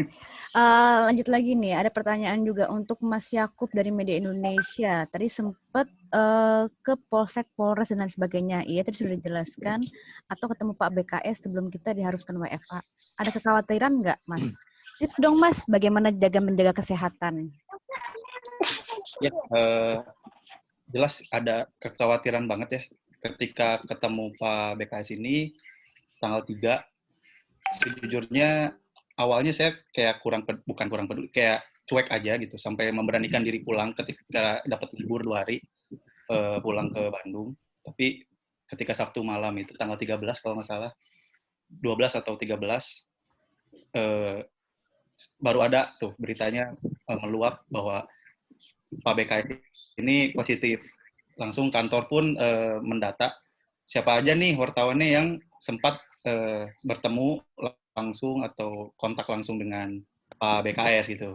Lantas saya lagi di Bandung juga langsung panik kan, oh saya ketemu juga. Saya langsung tahu juga kantor langsung meminta cek besoknya ke Jakarta di RSPI Sulianto Saroso itu, saya langsung diminta ke sana. Jadi jujur saya sangat panik karena saya posisinya lagi di rumah bersama keluarga besar gitu, lagi ngobrol-ngobrol gitu, kayak waduh takut nularin nih. Langsung saya bergegas untuk isolasi diri dan paginya langsung balik ke Jakarta dengan perasaan yang panik, dan habis itu langsung ketemu juga teman-teman dari media lain sih untuk cek. Nah, namun ya pemerintah balik lagi kan seakan-akan kurang peduli dengan kami yang biasa meliput gitu, karena ketika di sana pun kita hanya dibatasi nggak cek darah saja. Kalau mau tes swab aja harus sakitnya yang kita posisinya harus lagi sakit banget, itu baru boleh di cek tes swab itu. Jadi saya dengan Arif sih yang ceknya bareng, itu cek darah aja. Itu sih tadi. Sama apa sih pertanyaannya, Mbak? Udah, kita lanjut lagi. Dari Mas Riku Moro, nggak hanya dunia hiburan, dunia jurnalistik saja juga terdampak hebat, bahkan iklan berkurang. Ya, tadi sudah juga diceritakan. Lalu dari Nugiasa Laksamana, apakah di antara kalian para jurnalis ada yang dapat pemangkasan gaji saat pandemi corona seperti sekarang? Nah, pengaruh nggak ke teman-teman media sendiri nih ke pengurangan jumlah dan pengurangan gaji? Ada yang dari FIFA nggak kemarin ada WhatsApp? Mas Raymond mungkin bisa sharing kali ya dari FIFA gimana Ya. sih? Dari FIFA Group. Penasaran soalnya. Enggak FIFA Group sih. Mungkin kalau bisa dibilang FIFA Group itu menaungi Antv TV One sama FIFA Network. Nah, mungkin yang kita tahu sekarang beredar ini kan yang dari teman-teman serikat pekerjanya FIFA, itu dari FIFA Network.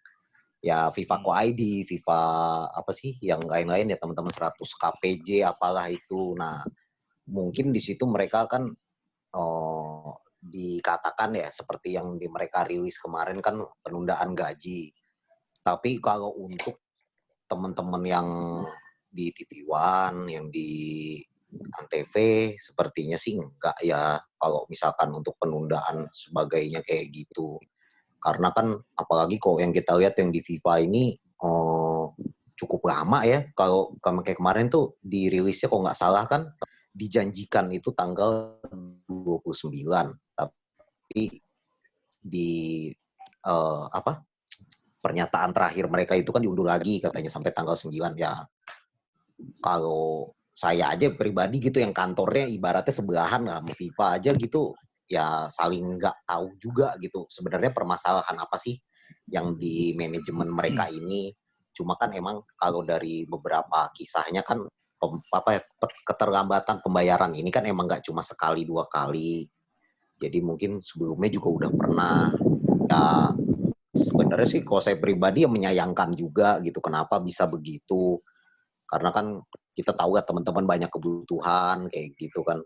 Ada yang mungkin untuk sekedar hidup, ada yang lagi mempersiapkan kelahiran anak mungkin, atau ada yang lagi nabung haji mungkin, atau ada yang nyicil rumah, nyicil kendaraan, kayak gitu-gitu kan.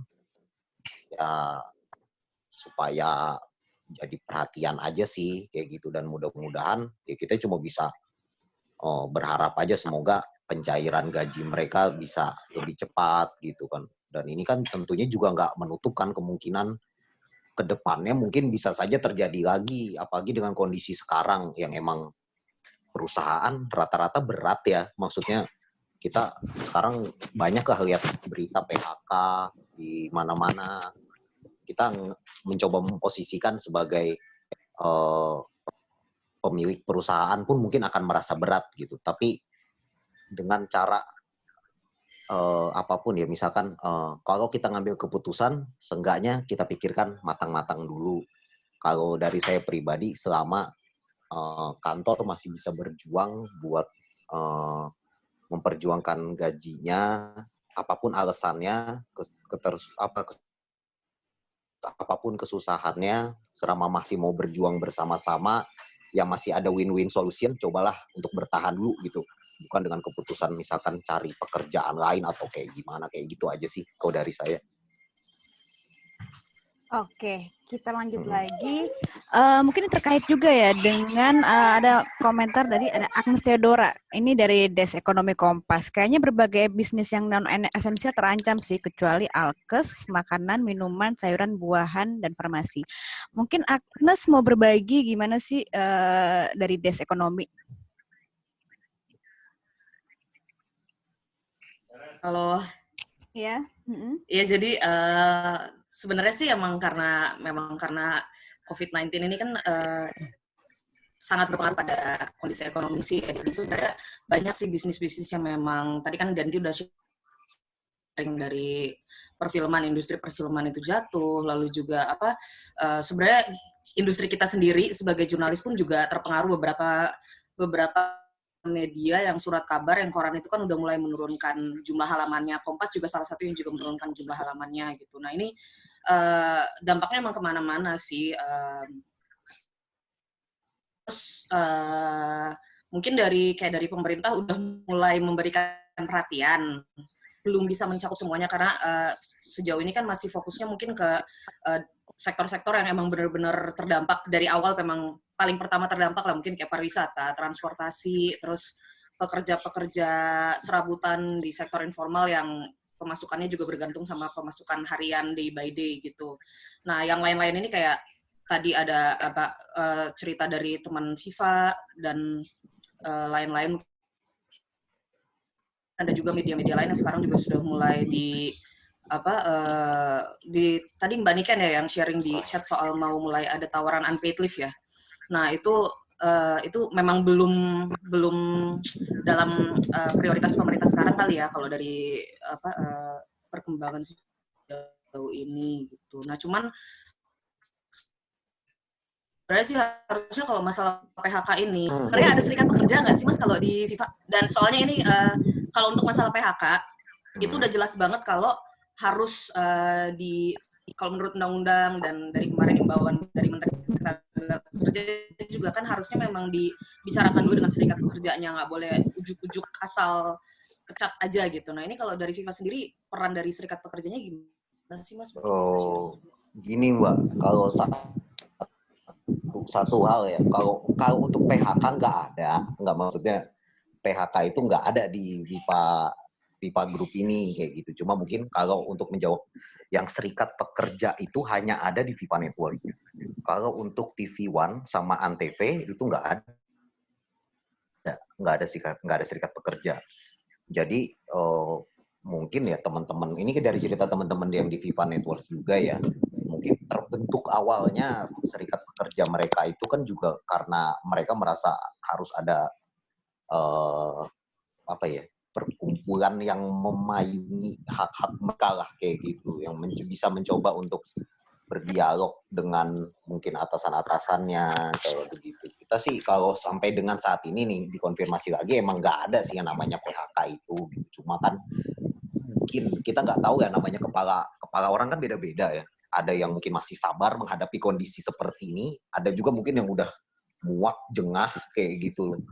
Jadi ya maksudnya tadi sih saya pribadi cuma menyampaikan apa yang menjadi pendapat saya aja kayak gitu. Mungkin kalau misalkan ada sesuatu yang sekiranya mengganjal kayak misalkan keterlambatan pembayaran gaji seperti saat ini, ya kalau memang selama masih ada win-win solution-nya, cobalah gitu untuk bertahan ya. Karena mungkin mencari pekerjaan baru ataupun memilih untuk resign di saat seperti ini juga menurut saya kurang tepat juga ya.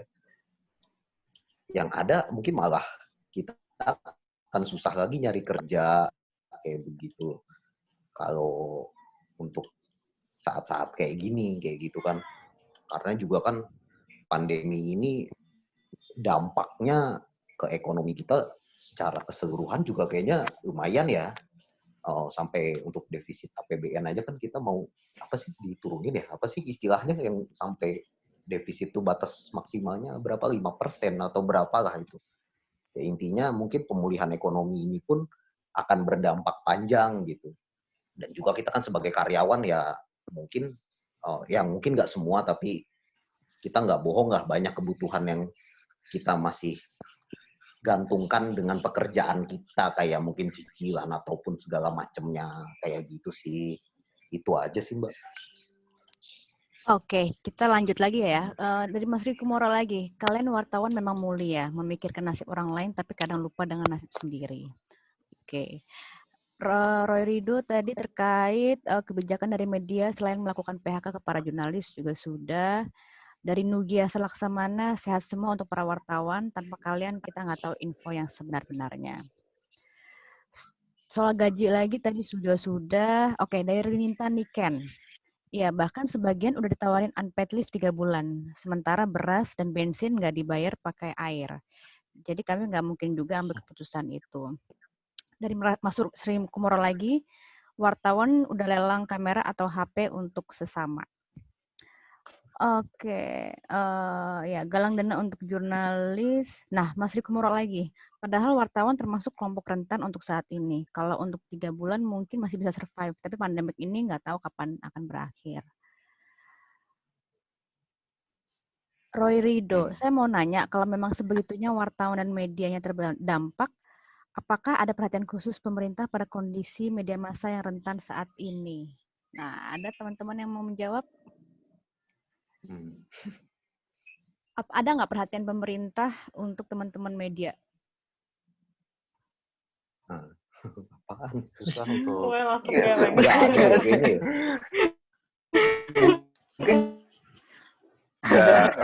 ya. Tidak dalam, nggak mungkin dalam bentuk uang fresh juga nggak mungkin, itu nanti intervensi kan.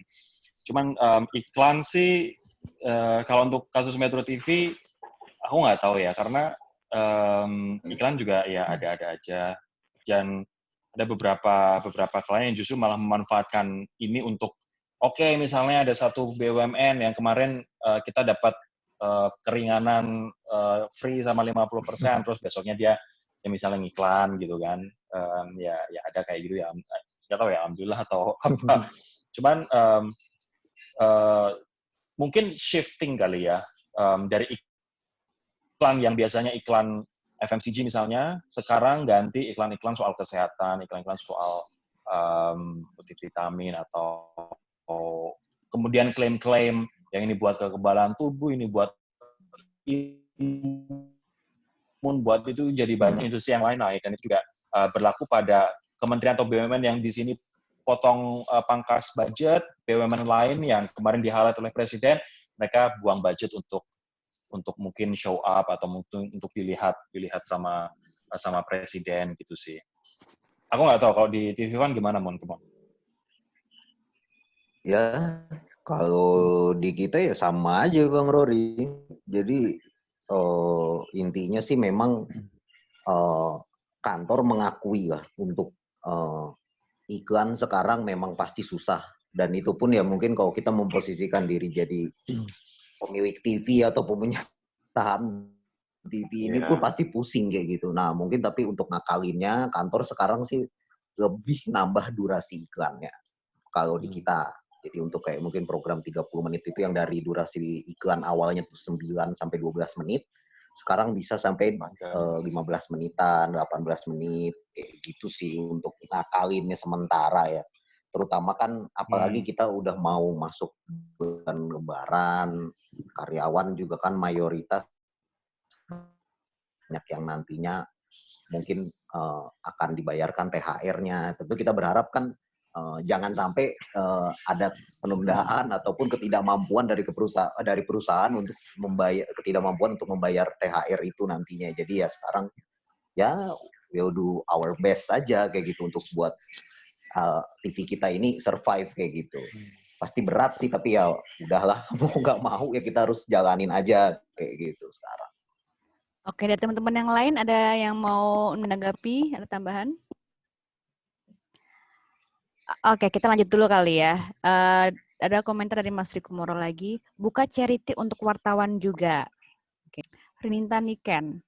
Betul Kakak Rory. Sebenarnya semua wartawan, khususnya TV, juga rentan sekali. Apalagi cuma dibekali masker N95 ke Wisma Atlet. Kita nggak tahu lingkungan di sana sehat atau enggak. TV pantang pulang, layar terus berkembang. Lalu dari Wita Marlon, untuk dapat harga wajar bahkan bisa pesan APD di Asosiasi Alat Kesehatan, harga pabrik akan disubsidi. Dari Agnes Theodora, Mas Ahsan, share dong Mas pengalaman jadi editor baru di tengah pandemik. Mas Ahsan. Mana Ahsan? Ada Ahsan. Mas Ahsan. Ada Mas Ahsan di sini? Udah cabut kayaknya. Udah cabut, baiklah. Oke, Agnes Theodora lagi. Menarik tuh yang dibilang kan Niken, protokol teman-teman TV yang tetap harus ke lapangan gimana? Karena kan tetap kudu ke lapangan untuk dapat visual. APD-nya aman, Kak, disediain kantor. Terus gimana sih sebenarnya kebijakan newsroom TV soal apa berita yang harus dikejar di lapangan dan mana yang enggak? Keinget insiden konversinya Lord Luhut yang masih banyak didatengin wartawan. WK. Oke, ada yang mau menanggapi? Kalau di Metro TV dari awal, waktu awal-awal dulu ya, yang ketika mulai ini kan masker tuh belum terlalu susah. Jadi waktu itu awalnya N95, tapi kan terus kemudian dikritik dan sebagainya. Misalnya pakai masker medis. Nah sekarang mau nggak mau teman-teman yang ada di liputan di Wisma Atlet atau RSPAD itu mau nggak mau ya N95. Ya akhirnya kita harus kayak N95 buat medis, tapi ya wartawan juga nggak boleh dikorbankan karena mereka juga ada di tempat yang beresiko gitu. Pun kalau aku lihat Metro TV pun belinya juga nggak yang kayak apa namanya menimbun dan lain sebagainya. Jadi beli secukupnya. Misalnya satu box untuk beberapa hari beli lagi. Nah sekarang dengan adanya satu orang positif, kemudian orang juga nggak boleh terlalu diforsir tenaganya, kita juga nggak bisa mengundang narasumber ke studio. Akhirnya Metro banyak rerun program-program lama gitu ataupun Journey ataupun apa yang udah tahun jebot kita putar lagi gitu sih. Jadi sebenarnya untuk live time-nya untuk live itu udah jauh berkurang sekarang. Mungkin dalam 1 jam biasanya ada 16 dalam satu hari ada 16 jam. Sekarang pun dengan program lain aja. Otomatis dengan program-program yang udah lama ya iklan ya secara value mungkin berkurang, tapi kalau secara quantity aku ngelihat masih lumayan. Cuman kalau secara value mungkin berkurang. Aku boleh tanggapi yang tadi Kak Agnes tanya ya soal APD untuk di TV ya. Kayaknya lagi keluar nih. Oke, boleh dari Niken ya. Aku mengambil alih nih. Ya udah kan timpalin Ken. Oh, makasih ya Kak Denti. Jadi kalau untuk di Kompas TV khususnya, kita memang dikhususkan tuh plot-plotnya kayak misalnya untuk yang di rumah, khususnya yang di rumah sakit, sama untuk yang di Wisma Atlet, itu semua pakai N95 dan juga ada glove yang dari kantor. Kadang juga teman-teman ada yang bermodalkan sendiri juga kayak gitu. Nah, terus kalau untuk teman-teman yang kayak misalnya saya dari Desk Sport, ini kayaknya kebanyakan Desk Sport ya. Halo teman-teman semuanya. Sehat selalu ya. Halo Ramon. Kita hanya pakai masker yang biasa aja Kak Denti, yang warna hijau itu loh, yang triple carbon itu ya. Kayak gitu. Nah, terus kalau untuk glove kayaknya enggak sih. Dan kalau untuk di newsroom sendiri, dari Kompas TV menyediakan untuk produser, korlip, dan sebagainya itu masker kain yang jadi bisa dicuci. Karena jujur kami juga masih kesulitan untuk di lapangan, General Fair juga masih kesulitan untuk mencari sanitizer, kantor-kantor lain pun juga pasti saya yakin juga mengalami hal yang sama. Jadi kayak untuk yang di dalam disediakan masker kain yang sekali cuci. Jadi untuk yang wartawannya aja sih, untuk yang wartawan khusus di luar rumah sakit dan biasa itu hanya N95 dan juga masker yang karbon biasa. Nah, cuman uniknya kekompakannya adalah saya tadi barusan dikasih dengan salah satu campers, nggak usah disebutkan namanya, dia baik hati sekali. Jadi dia inisiatif karena sanitizer sudah mahal, sudah sulit dicari, merebus daun sirih lalu dibagikan ke teman-teman reporter dan juga campers. Jadi masing-masing bawa botol sendiri untuk spray. Dan tadi alhamdulillah puji Tuhan dapat mukjizat lagi nih, dapat jamu pon-pon kayak gitu. Jadi ini jadi kayak kekompakan kita bersama aja sih, saling jaga, saling aware satu sama lain. Jadi bersyukur aja sih ada di rumah satu, yaitu Kompas TV itu sendiri sih. Pasti Ramon punya cerita sendiri, mungkin bisa di-share kalau TV One seperti apa? Sama yakin ya, kalau misalkan di TV One itu untuk standar tim yang liputan ke lapangan pasti masker. Habis itu untuk hand sanitizer sih, tapi memang nggak dalam tiap hari, kayak mungkin dijatahin per tim itu misalkan dikasih 7 hari atau 7 per orang untuk dalam seminggu kayak gitu, karena kan memang hitungannya kok di TV One itu pengadaannya itu mingguan gitu, dan ada kalanya mungkin juga kan di saat yang sekarang ini malah makin susah mendapatkan barang-barang medis kayak gitu. Jadi ada juga beberapa dari sekarang ini di inisiatif kantor itu buat membeli masker yang kayak kemarin tuh yang diproduksi sama Sritek yang reusable, jadi bisa dicuci ulang, bisa dipakai lagi kayak gitu. Sama juga ya dari kantor ngasih vitamin kayak gitu buat nambah daya tahan tubuh kita lah.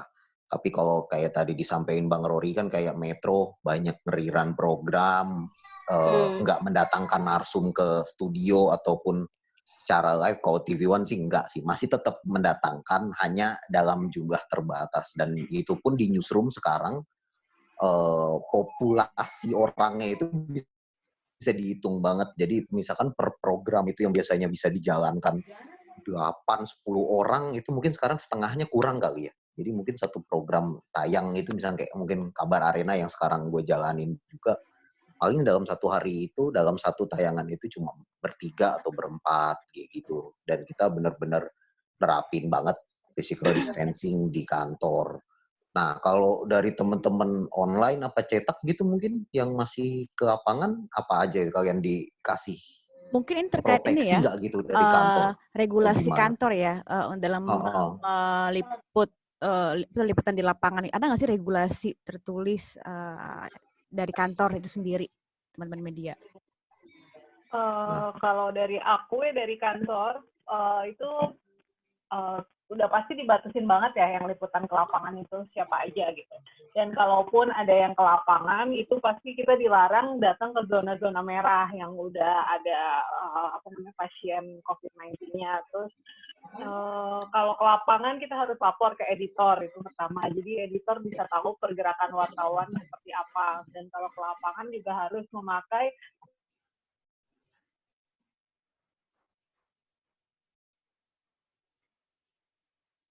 di kantor kami sih dibagiin juga sebenarnya masker dan berkala ya, kita bisa minta lagi kalau kita habis gitu, atau ada hand sanitizer juga.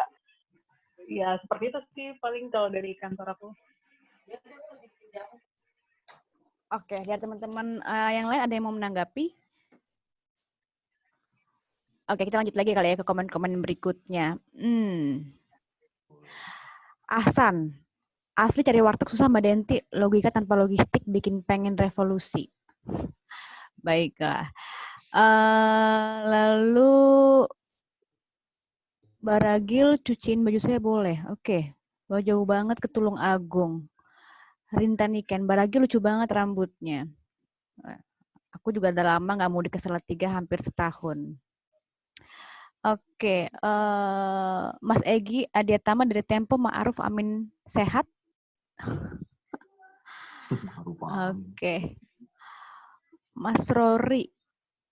Loh, Mas Rory udah cabut ya Mas Rory ya? Udah cabut Mas Rory. Dari Egi Adiatama, we love you Yakub. Dari Tio Yakub ikut Mas Rory. Aduh, cakapan Mas Rory. Aduh. Bentar, lanjut. Bagaimana? Setelah wabah corona selesai, Yakub harus ngeband lagi. Sebentar. Dari Navo Mudiar Cikana. Ada tanggapan nggak soal pembebasan koruptor terkait corona ini atau soal napi yang dibebaskan? Ya, kalau di dalam LP atau rutan itu memang kan jika napi-napi klasteri itu banyak digabung dalam satu ruangan yang banyak gitu orangnya banyak gitu dalamnya. Itu berbeda dengan para koruptor yang bisa membeli kamar gitu dengan anggaran gitu, dengan dana. Nah, yang saya lihat di sini akhirnya membuka mata saya sih, di mana saya tidak mau nyebut namanya, tapi di mana ada pejabat yang benar ingin menyelesaikan virus corona ini, atau yang sebaliknya yang memanfaatkan virus corona ini untuk hal-hal yang nyeleneh. Itu sih yang saya tangkap,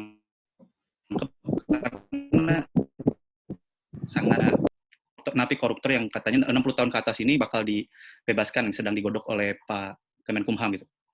Ya, menurut saya sih ini terlalu terlihat terburu-buru, dan karena untuk rapid testnya saja kan belum merata, belum semuanya, kita juga belum tahu siapa sih emang yang sudah ada positifnya dari koruptor-koruptor ini, apakah memang sudah ada yang positif terkena, itu kan masih belum ada, belum menggantung, datanya pun tidak dibuka. Nah, menurut saya sih lagi-lagi ketegasan pemerintah seharusnya ada di sini, dengan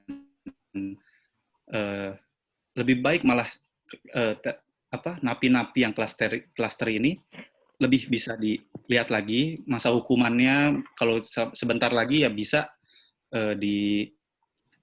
baru dibebaskan gitu. Lihat juga masa hukumannya, lihatlah beberapa aspek-aspek tersebut yang jangan sampai koruptor gitu dengan alih-alih dengan mereka bisa seenaknya keluar meski dengan usia yang di atas 60 tahun gitu, karena kan mereka juga dalam ruangan yang berbeda gitu, dan juga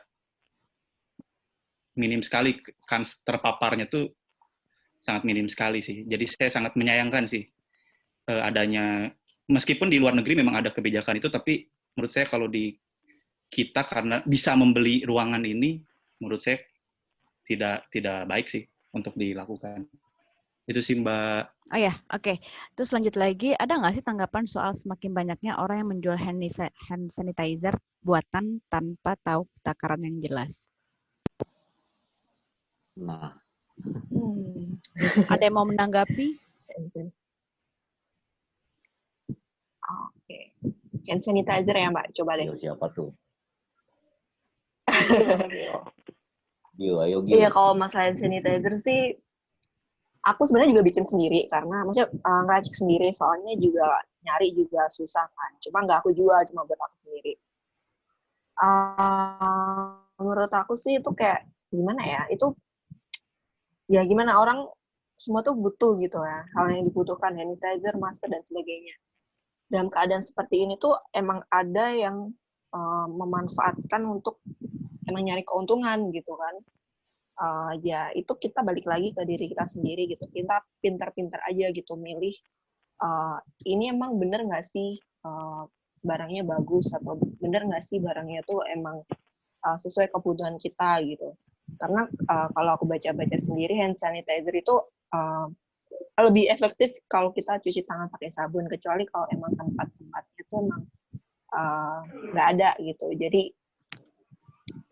gimana ya, kita harus pinter-pinter memilah dan memilih gitu aja sih, sama resellnya juga kayak gimana. Karena aku juga baca juga di Twitter ya, jadi kayak ada orang ke tempat kayak percetakan gitu ya, dia minta ke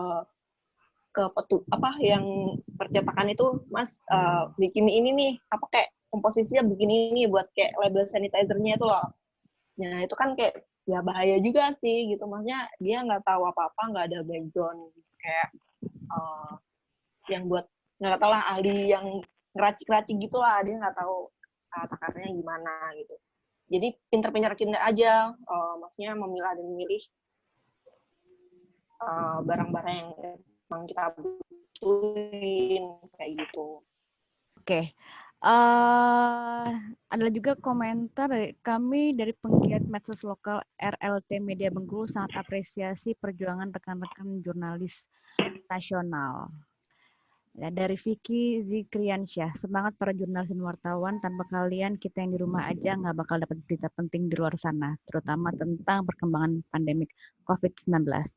Nah, mungkin aku jadi penasaran sih, di ruangan ini ada nggak teman-teman wartawan lainnya, jurnalis lainnya yang bergabung dan mungkin bisa share pengalaman kalian di masa COVID-19 ini. Mungkin kalau ada yang mau berbagi, teman-teman media lainnya bisa langsung di-unmute dan bisa langsung bicara. Halo Mbak. Oh, oke. Rahmat Hidayat. Ya. Oke, silakan Mas, dari media mana? Saya dari RLT tadi Mbak. Jadi. Oh, RLT. Ya, saya kebetulan penggiat media sosial di sini. Jadi yang kami lakukan setelah beberapa kali kami lihat nih ya di nasional, di Jakarta terutama, itu pesat benar itu kan beberapa hari di awal babaknya itu di Maret, setelah menteri itu ditetapkan sebagai korban dari COVID tuh, menteriannya positif tadi. Terus dari situ kami dari penggiat media sosial di sini kami lihat tuh perkembangan sama teman-teman yang di media nasional nih, kayak Kompas TV, kayak iNews, kayak Metro juga, semua lah media nasional kami perhatiin semua itu kami lihat. Jadi ngelihat tren itu, kami akhirnya berkesimpulan gitu, we have to do something walaupun kita di daerah, setidaknya at least kita di regional kita bisa mengedukasi dulu nih masyarakat sekitar.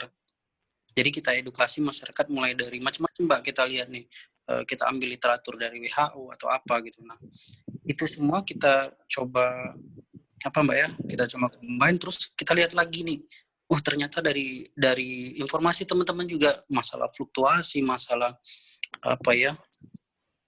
polemik di negara juga yang katanya tadi sampai ada itu tadi yang turun tadi Mbak ya, ininya ya, lupa saya istilahnya itu, sampai 5% tadi Mas Rory tadi yang tadi yang kasih tahu ya, yang dari TV One tadi kasih tahu tuh cerita tuh. Nah itu kan sampai 5% defisit itu kan bahaya itu Mas, udah ini. Jadi kami inisiatif di sini, kita galang dana tuh buat masyarakat terutama yang miskin Mas ya, yang di bawah garis inilah ya ekonominya.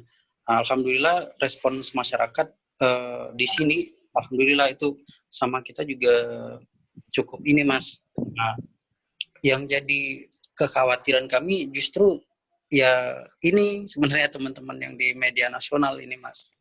Karena emang di Jakarta kan teman sendiri juga di sana ya benar-benar ketat di sini di Jakarta ya, sampai teman-teman bukan nggak bisa ya, maksudnya terbatas bener ruang aksesnya gitu kan. Nah jadi kami juga sekarang ini juga selain sama masyarakat, kita juga bareng sama apoteker lokal, ini apotek lokal ini Mas, kita juga galang juga tuh buat APD, buat apa gitu, itu buat tenaga medis kita di sini, Mas. Dan alhamdulillah mas-mas, mbak-mbak semua ya itu tadi rasa kebersamaan gotong royong di sini alhamdulillah masih cukup baik ya. Jadi yang apotekernya, yang apotiknya itu mau juga gitu Mbak, kasih harganya memang udah gila-gilaan memang harganya, tapi mereka kasih harga pabrik gitu buat kita yang buat donasi gitu. Bahkan ada dari ibu-ibu di sini, mak-mak di sini itu Mbak, itu produksi masker itu jadi relawan mereka, tukang jahit relawan, ada tukang toko-toko dasar gitu, pakaian gitu ya. Nah, itu donasiin bahan baku buat maskernya Mbak. Dan kemarin itu udah sempat kita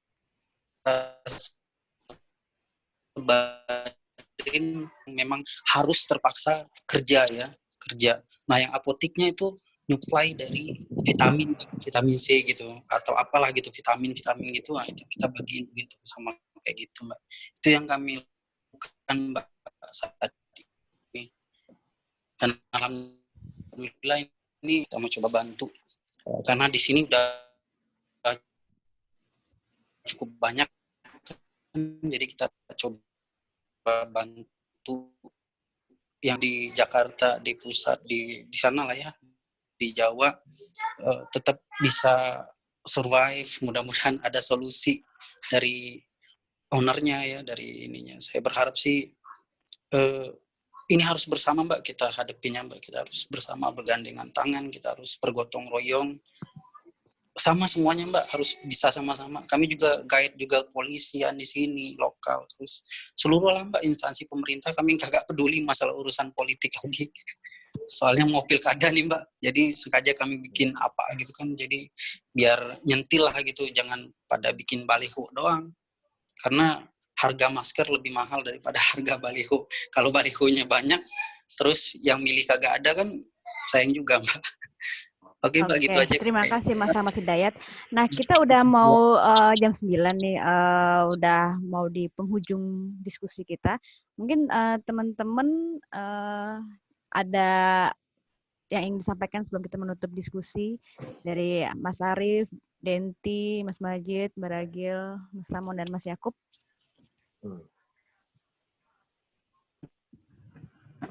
Ide Rif. Rip, mulai Rip.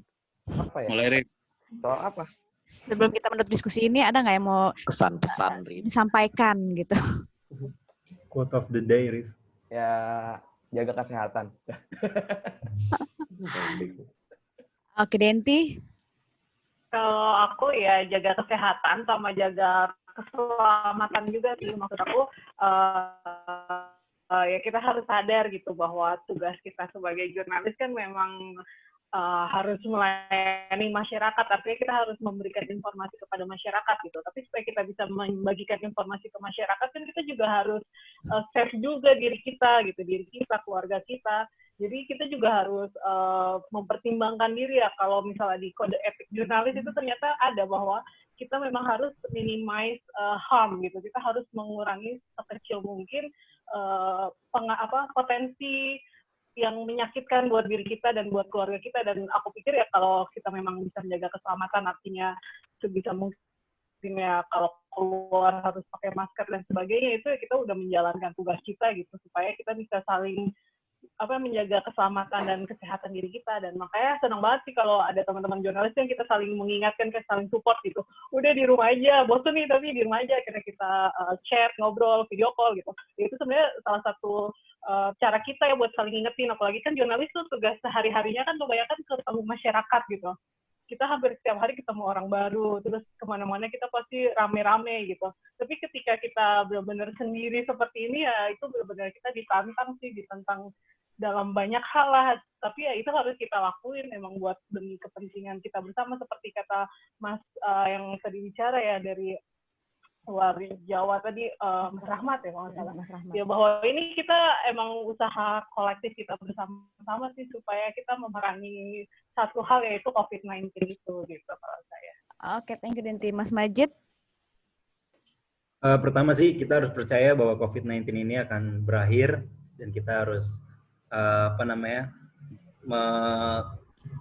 menantikan hal itu dari sekarang.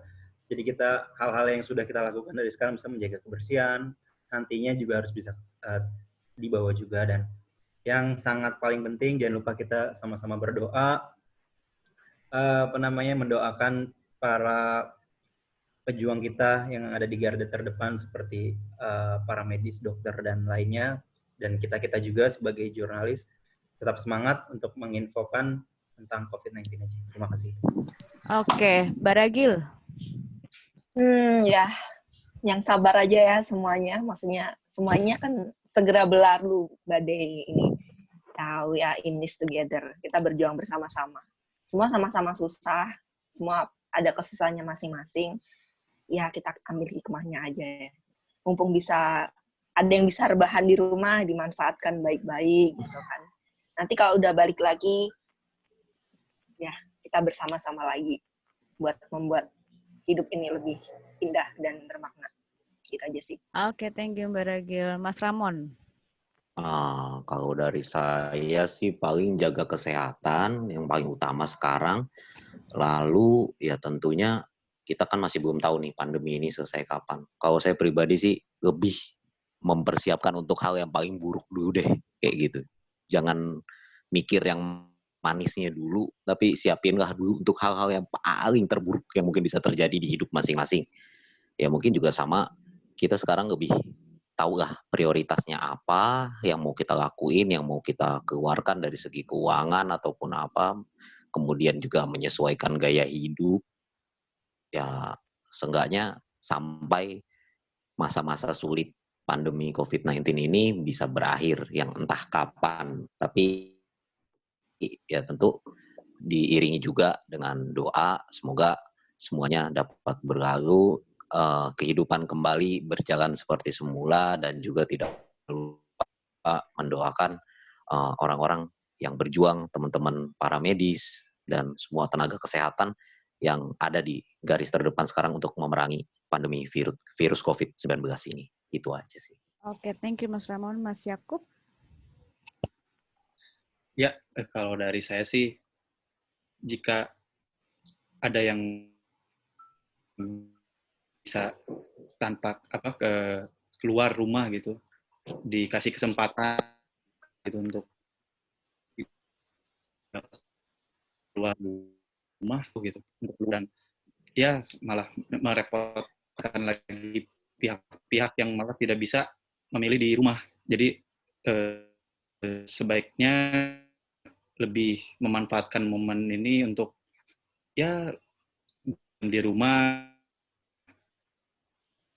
ya tadi, atau mengerjakan aktivitas-aktivitas di rumah.